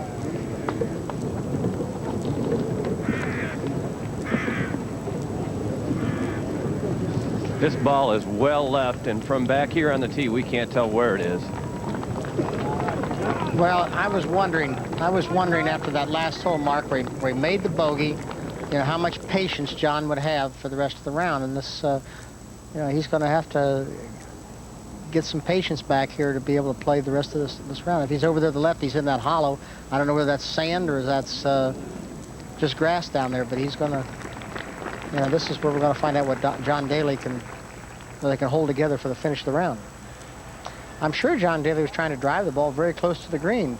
I just don't think that's a very good play at 16. You got the wind coming across the right, and you just, you can put the ball down to the right, but I don't know what you're going to do with it. I mean, you might have a little shorter bump and run, but I don't think it makes a whole lot of difference. I think the whole point is to put the ball in play just there to the left of the principal's nose and short of Deacon Syme, and then just either run it in or carry it in. But you know, where the pin is today, you try to get out of there with 4. If you make 3, that's fine, but I think you try to get out with 4.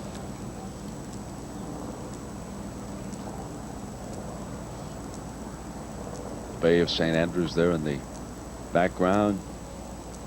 Here you can see almost in the middle the new clubhouse.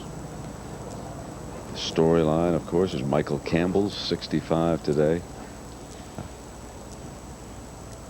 And Corey Pavin.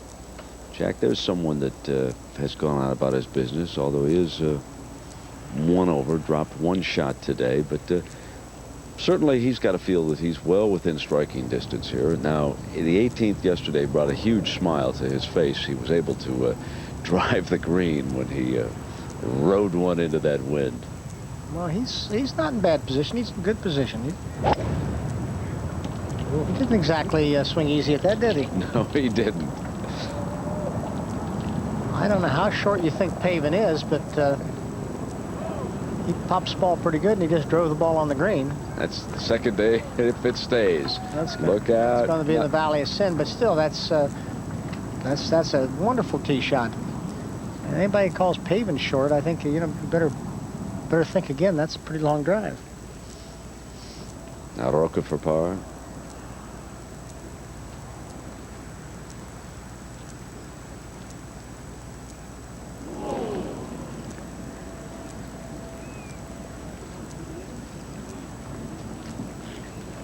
So he drops 1, and Tamari, the Japanese player who is with Brad Faxon, finds himself tied for second, only 2 out of the lead. Tamari right now is 1 under par through 14, and he has started to slip back up toward the top of the leaderboard, having started the day deadlocked at 6 under par. John Daly was there, Brad Faxon.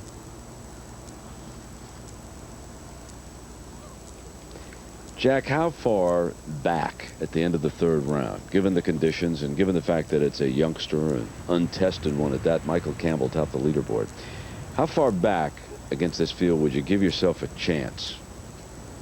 Oh, I think anybody at probably 2 under would have a pretty darn good chance. You're 7 shots back. The way you look at something like that, you look at an untested player, and Michael Campbell is an untested player. If Michael Campbell plays well and wins the golf tournament, there's nothing you can do about it. But if Michael Campbell stumbles, then you look and see how far are you behind. You're behind Roca and Tamari, and so you look. So really, the lead's sitting right at about 6 or 7, and depending on Campbell, and then so you look at maybe 4 or 5 shots behind that, and the number of players that you have, and that's. I mean, I think Tom Watson's very much in the tournament. I think Sam Torrance, Corey Pavin, Els. I think they're all right in the middle of this golf tournament. So Els saving par there at 17, and Jack, given your number right now, we'd have 21 competitors, and so we could really have a chase tomorrow. Tom, you've got Nick Price at 2 under. I think Nick Price has still got a very good chance with a good round to win the golf tournament. Now here's Daly's second mark. Get down. 120-yard shots. He wants it to get down. I think it needs to get up.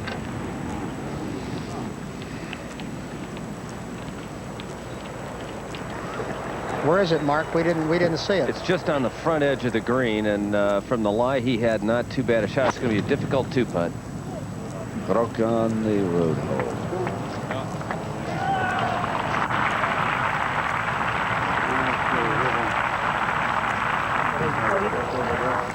Went into a little hollow on the right, but not bad. It's a pretty good angle. Well, here's a look at Tamari, Jack. We haven't seen much of him today. I know he's been out there. We just haven't watched him. But he's got himself a little tester right here. Yeah, that stays okay. That stays there. New Zealand, Italy, Japan, the United States, Australia. 5 nations right now. Top this leaderboard.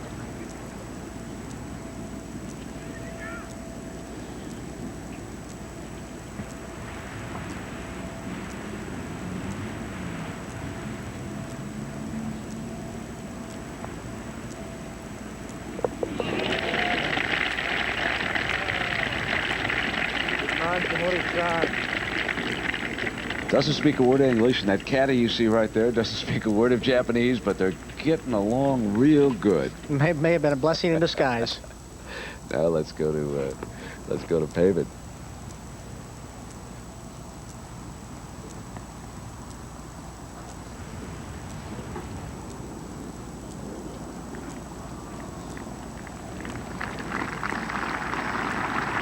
Like to finish up today on 18 as he did yesterday with a birdie. Pretty good run out of that valley. Third shot now for Daly. 30 feet up the hill. Got to come over the mound. It's going to break left as it gets toward the hole. That'll be a pretty good 4 after the tee shot if you can get that one in. I think that's a big. If he gets that one, that's a big boost for him after making the bogey. It just sort of, he'll forget it now. There's Payne Stewart.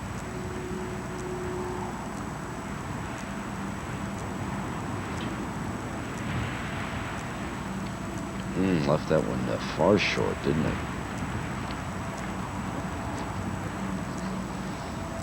Disgusted with himself.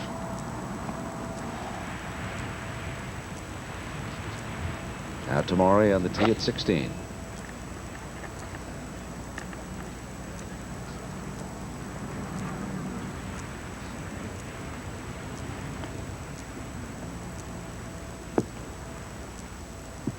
Up the left side, nice position. About 160 Faxon. yards away.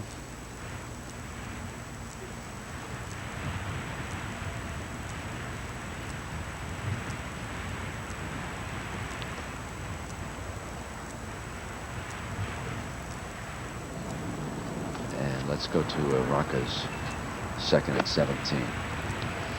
Ball down in a little hollow, but sitting very nicely. 170 yards back to the hole, with the hole back 34 paces in the green.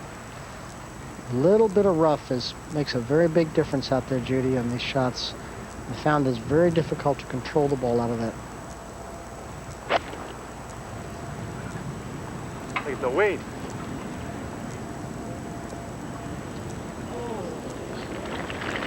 Oh, what a nice shot. Come on. So.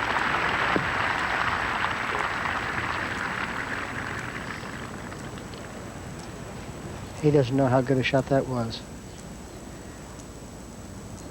He has to play here another 2 or 3 times. Another 2 or 3 I guess he has played a few tournaments here, but boy, oh boy, that's a tough shot.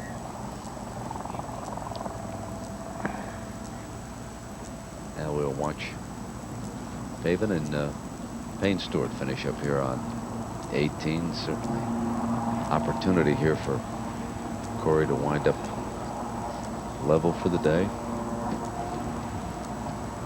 Very much in the chase. Again, the last man to win the U.S. and the British Open of the same year was Tom Watson back in '82.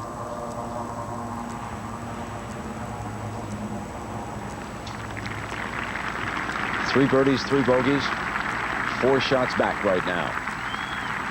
In the thick of things.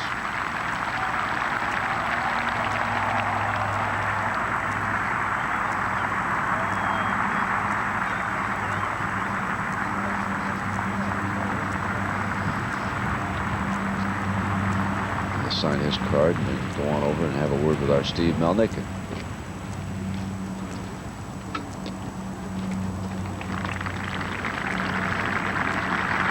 Stewart for par. Disappointing day for him, the 75.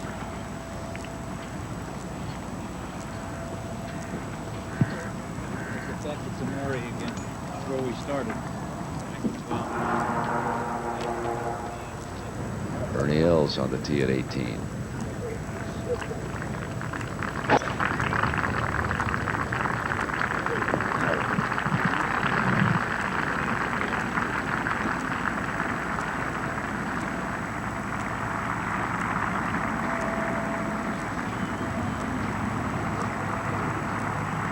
Somehow I don't think that was a driver. L should be able to drive that green easily unless he was afraid of driving it through the green.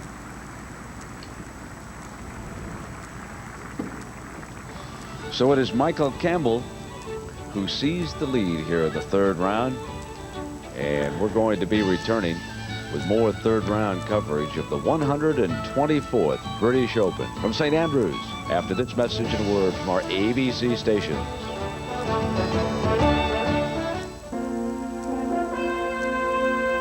I do get a kick out of this new Big Bertha iron by Callaway. I gotta admit that it takes me back 20 years to the mid-70s, and I think, geez, what the heck would I have done? My iron game was always renowned as being pretty good. I hate to think of what I'd have done with these irons, but I am looking forward to the Seniors Tour and taking this set of irons, the new Big Bertha irons, and kicking butt. Big Bertha irons at fine golf shops. For centuries, a plan to link Great Britain with France remained just that. A plan. Until 1987. That's when the manpower and machine power of Europe joined forces with Caterpillar, the world leader in earth-moving equipment, which got an idea off the drawing board and put it where it belongs, under 23 miles of water. One attorney with the experience to handle a high-profile murder case. Not a word, Richard. A lawyer always wants you to think it's us against you. Doesn't have to be that way. One man the accused can turn to. Get me out. One defense lawyer who'll put his career on the line for you. You betting your guy didn't do it, or you're gonna get him off. Never bet against me on that. Daniel Benzali stars in Stephen Bochco's explosive new drama, Murder One, this fall on ABC. In 1995, Honda offered its biggest selection of models ever. You bided your time. In 1995, Honda won even more praise for quality and reliability. You paced yourself. Then came the Honda 95 clearance. How clever of you. Timing is everything at your Honda dealer. Is your nail salon safe? Uncovering danger at your fingertips. The finger started to get red and swollen. Liposuction. It's not for women only. People are coming up to me and saying, like, are you dieting? Like, you've lost so much weight.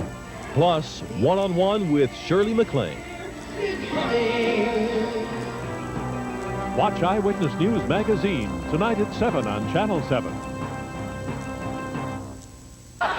Watch Jeopardy Monday at 7, right here on Channel 7.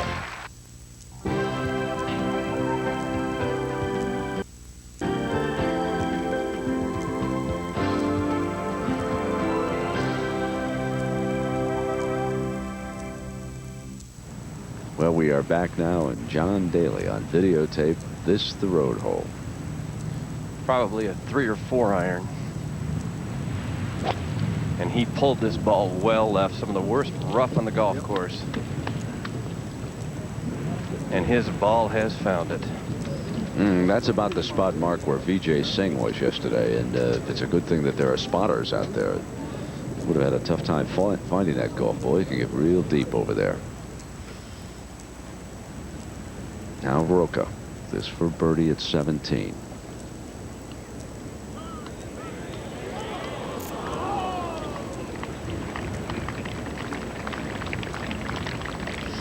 Now, there are Barbara and George Bush, former president of the United States, an avid golfer. Both he and Barbara were out, played around earlier today at Michael Benalik's club close by. He, of course, heads up this grand championship for the RNA, and you can see what a great view they have up there from the balcony. And now let's go to John Daly.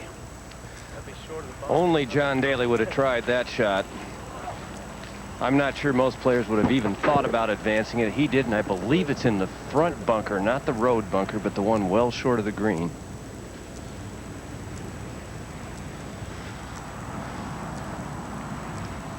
Jack, have you seen many players in the Scholars through the years? I don't believe I have. Not only haven't seen anybody, I've never heard of it. But as I think that's right. I think try to take a shot out of the rough from there into that direction is very difficult. But you know, there are all kinds of bunkers all over this golf course that you don't know about, and all of a sudden you find them when you're trying to take a chance. Patience. Very quietly, Ben Crenshaw now has started to work himself back into contention. Made a great birdie from about 6 feet at 15 and then knocked it 3 feet from the hole at 16. He's 3 under for the championship. He may well get back to even with John Daly by the time they get to the 18th.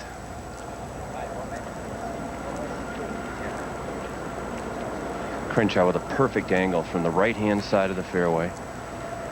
Still an extremely difficult shot.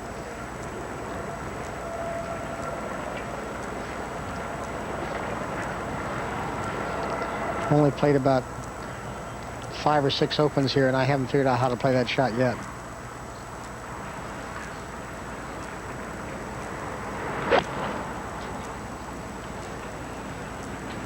This one is low and headed toward the road bunker. And he found it. I think the shot is to hit it low like Ben tried to hit it, land it short, and try to run it up in the front part of the green. And if it happens to go to the back, fine. But you try not to get it into that road bunker, obviously. I mean, it's kind of an obvious remark, but I mean, it's you almost can't avoid it sometimes. The ball just swings left, but you got to get enough to get up, but not enough to reach that bunker. So you leave yourself, 30 or 40 foot putt short, and that's probably the proper place to play. There's how the hole has played today, and of the 101 players who have come through already, 4 birdies. We saw Payne Stewart's a short time ago. That would be the last one. The most remarkable shot we have seen, though, and the shot of the day, is Michael Campbell, our leader from out of that bunker. And certainly I hope here, before we get off the air, we get a chance to show you that piece of videotape if you haven't seen it. That is an unbelievable golf shot. Here on the 18th is Ernie Els.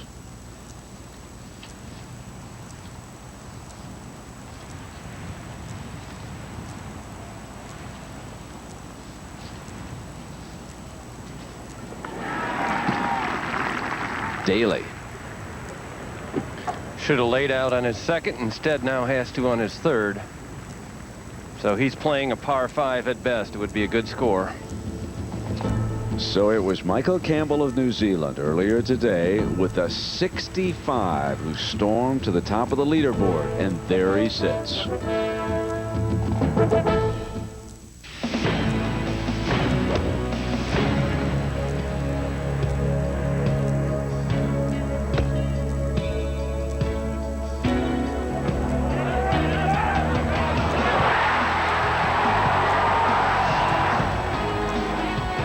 At Titleist, we make balls for golfers who play like Phil Mickelson. And every golfer who wants to. That's what makes Titleist the #1 ball in golf. Bob and Judith Akers looked forward to the day they could retire to a little business by the sea.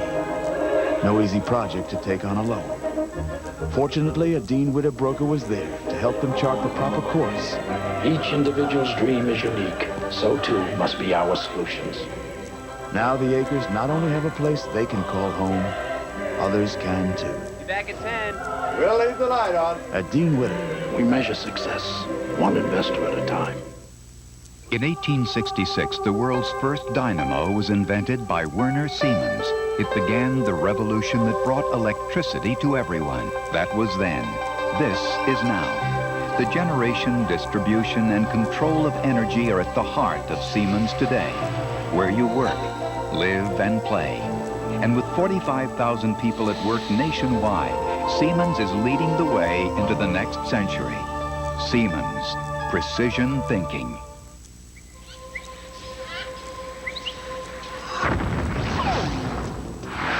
We'd like to dedicate this 30 seconds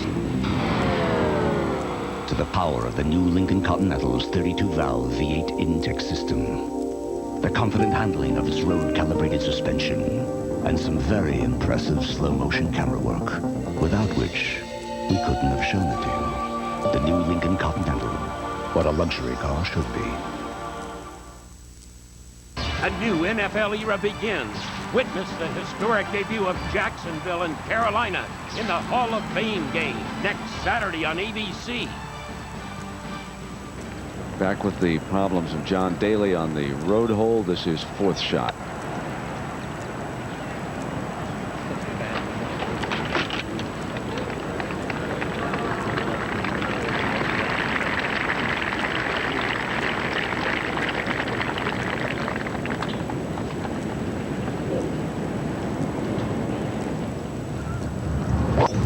On the tee at 18.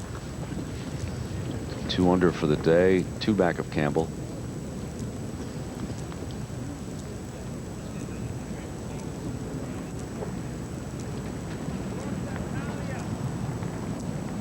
Well, one who will be given an excellent chance tomorrow of running down the leaders will be the United States Open champion, Corey Pavin. And he has joined Steve Melnick now. Steve?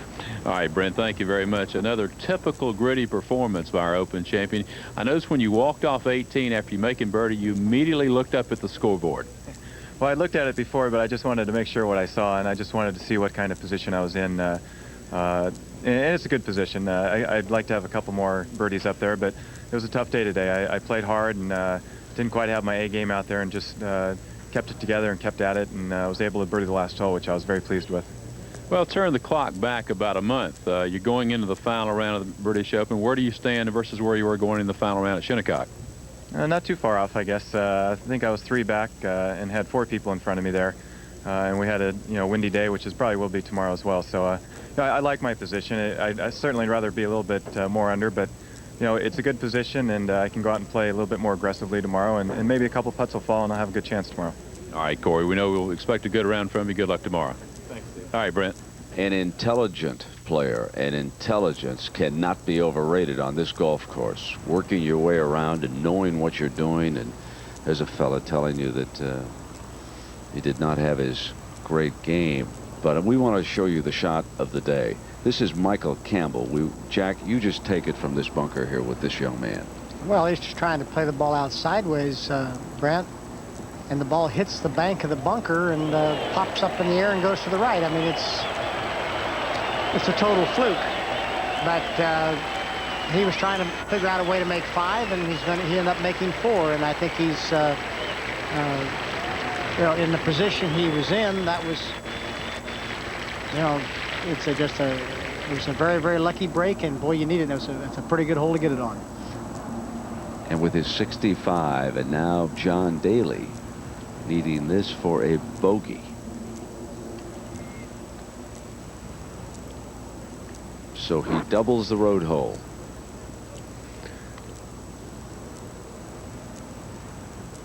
Just sort of seemed to lose a little track of what he was doing the last 3 holes. I think had really been in good position, and then real sloppy on 15 through 17. Falls back into a tie for 7th. Now Ben left 1 in the bunker, and so this is for a double bogey for Crenshaw also.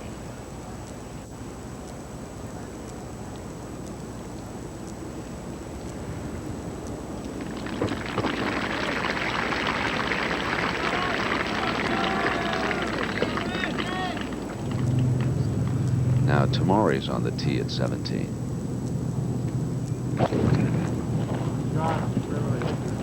That ball's going a little left. Look out rough.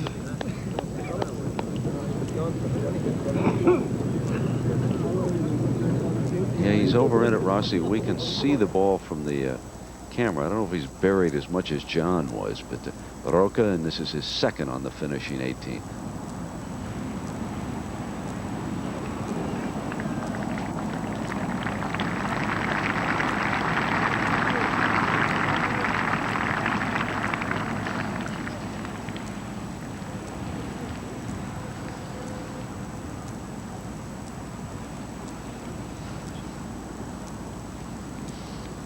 Now Brad Faxon. Hit a his beautiful second. drive up the right-hand side, Brent. Has 185 yards into the hole.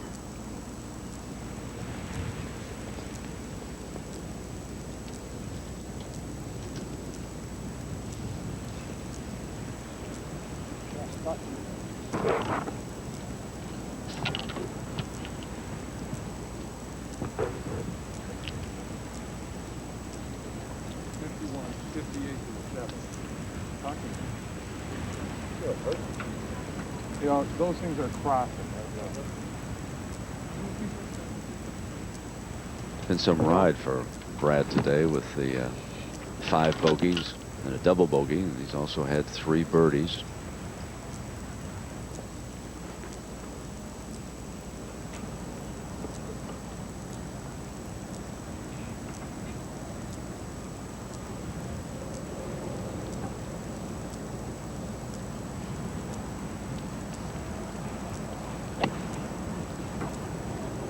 Stay right.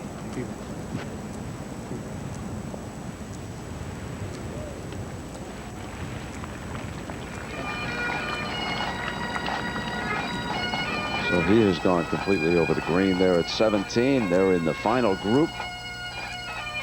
And we will count down the 3rd round of the British Open here shortly.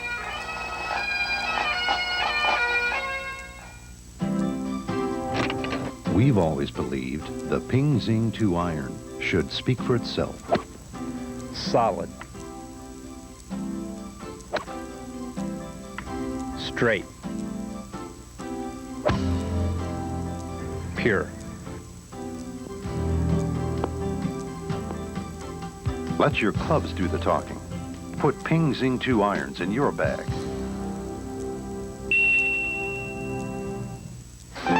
You get your cheesesteak in no time, you eat it in no time, you get heartburn in no time. Same with relief, you want it in no time. Not with this. Tried Pepsid AC, took over an hour to start working. You could serve the whole lunch crowd in that time. And honey, you don't have that long. Try Tums. It starts working in seconds to help relieve heartburn fast. And Tums has calcium. Something my body needs anyway. I like that. So if you want to get rid of heartburn fast, not slow, let me put it to you this way.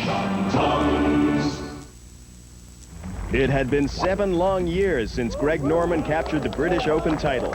In 1993, he threatened again. With a round to go, Nick Faldo, the defending champion, led by 1. But Norman rallied to the occasion. He torched the course, punctuated by this spectacular approach to 9. The Open Championship was Norman's again. Another British Open golden moment. 16.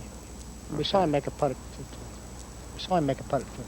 Well, we are back, and as Jack Nicklaus was alluding to, we were told that there has been a change in the official scoring, that Tamari bogeyed 16.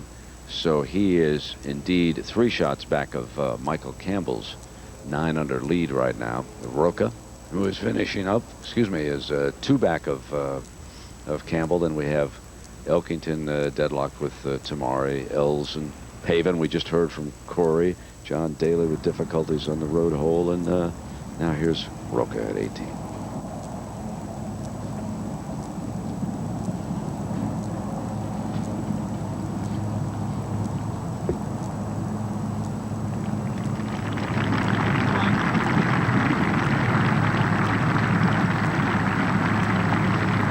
Good solid round, solid championship so far.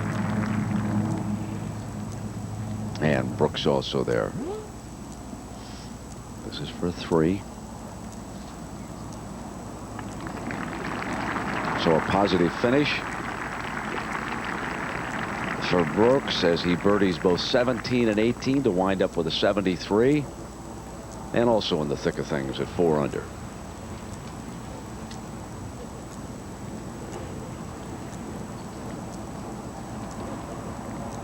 And I think, as Jack has told you, the very fact that it is an unknown youngster at the top of that leaderboard gives those fellows down below maybe a little more shot of confidence. Remember, coming in, everybody touted Greg Norman. Then they switched a little bit to Nick Faldo. There was talk of Ernie Els. And let's not forget Els. He's at 5 under and 4 back of that lead tomorrow. So the final round here at St. Andrews really figures to be a great horse race tomorrow.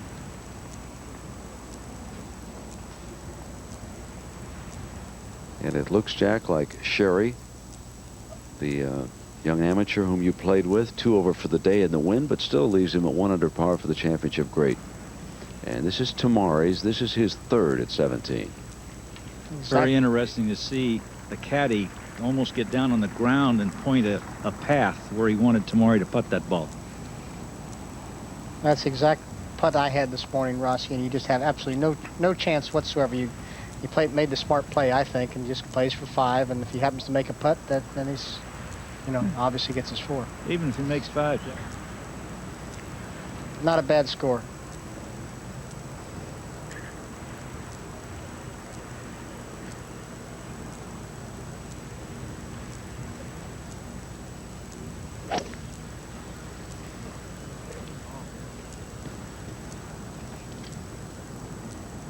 Now Crenshaw coming off that disappointing double bogey just as he was starting to make a move up the leaderboard. And it's not very often when you can see a player in a major championship make a double bogey on a downwind par 4 and keep the honor on the tee. Ben Crenshaw did that. Shows you just how tough the road hole is. I wonder if you think Daly will try to drive this or not. What do you think?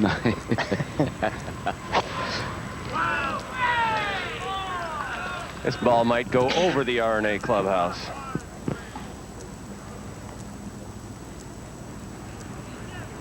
Scrambling there alongside the first tee, up the bank and back down. That was perilously close to out of bounds. I was about 2 feet from being out of bounds, so.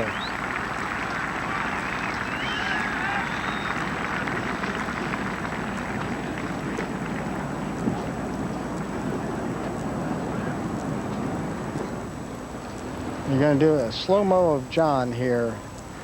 Well, I've got a feeling, I don't really think he's needed to hit it all that hard. I think he would have really preferred to hit a little bit of a cut, and he didn't. He set up for a left to right tee shot. He's got a little bit too far inside if he's going to try to hit it left to right, though. Daly, the nice thing about his is the head remains nice and steady, right in one position. Doesn't raise up, doesn't go down. Now he drops a little bit on the start of the downswing to create the leverage. He's pulled his head out of it a little bit, so that's where the left to right's or right to left's coming in. I'm sure he tried to hit that left to right to try to work it into the green. At 17, Tamari, this for par.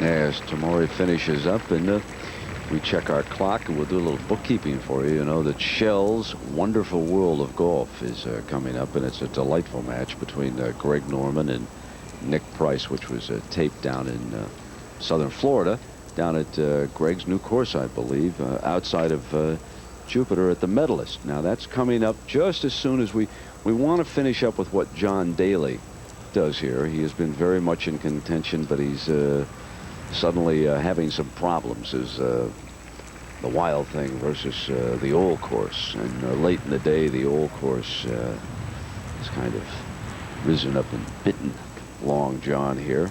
And we'll take him to conclusion, and then you'll be going to Shell's Wonderful World of Golf. I know, Jack, you've had a chance to play. Was it Arnold that you played with on the Pinehurst #2 and when that show came by? Arnold and I played I think the first match back at Pinehurst, and had a nice day, and we both played reasonably well, and I think it was fun to see the Shell matches come back. Brad, I think it was good for golf many years ago, and we go to places that we really don't see on a regular basis, which is kind of nice. You know, that was a great moment with Arnold here. I know you were busy playing, but when he walked down here and came over the bridge for the last time in a British Open, and the photographers asked him to come back one more time and wave to the crowd. It was a very touching moment for for all of us watching. Well, I think Arnold enjoyed coming over here this time. I don't think he really expected to play, the golf that he wanted. I think he was too wrapped up in the emotion to play golf, and I think he's been a great contributor and brought the Americans back over here to play in the British Open back in the early '60s, and we all owe him a lot. And I think that all the people here enjoyed seeing him come for the last time.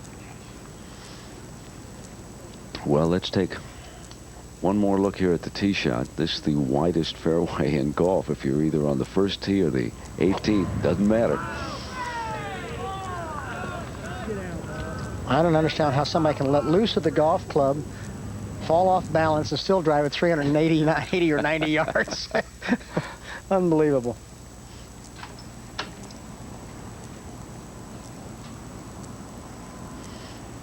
Ben Crenshaw. Hit a very short tee shot here at 18, but fortunately the whole location in the back, so he really doesn't have to worry too much about the Valley of Sin. His ball checked up very quickly. It was hit into a face and stopped. I would think he would try and throw this one up and over the Valley. Oh, he's got plenty of green there to do what he wants to, yeah.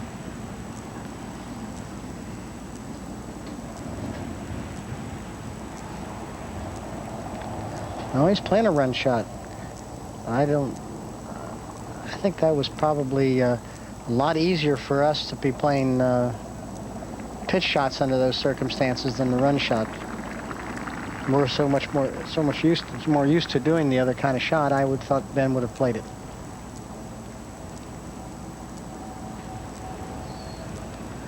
John Daly now, I think, has a real important shot here. We've seen him make a mess of the last 3 holes. If he could get up and down, make a 3, going at 5 under, he'd feel a whole lot better, I'm sure. I'm sure he's just putting it, isn't he, Mark? Yep.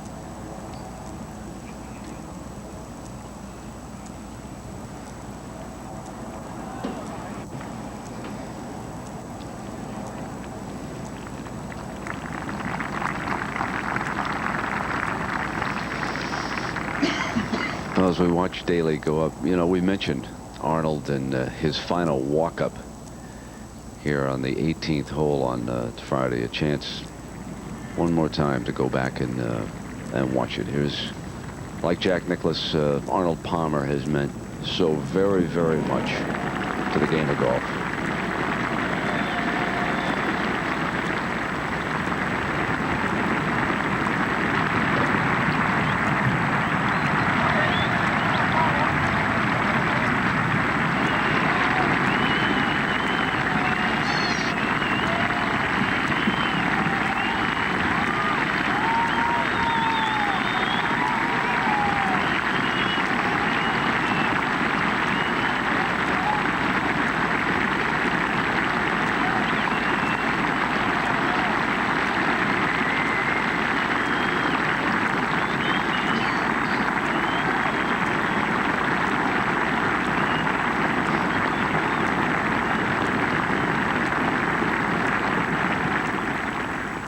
Now we are back, Ben Crenshaw.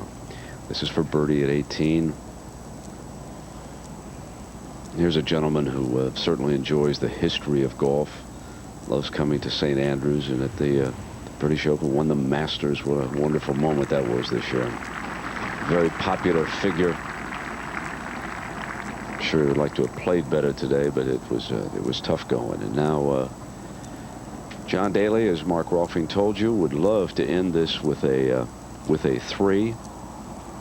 I saw him get a 3, Mark, I think it was in the first round when after he hit his tee shot underneath the grandstand over here on the left side alongside the first fairway, and was given a drop, and he was able to get it up and down then. And let's see if he can do it from where he was now this afternoon. A little razor back there on his ball. And he has done it.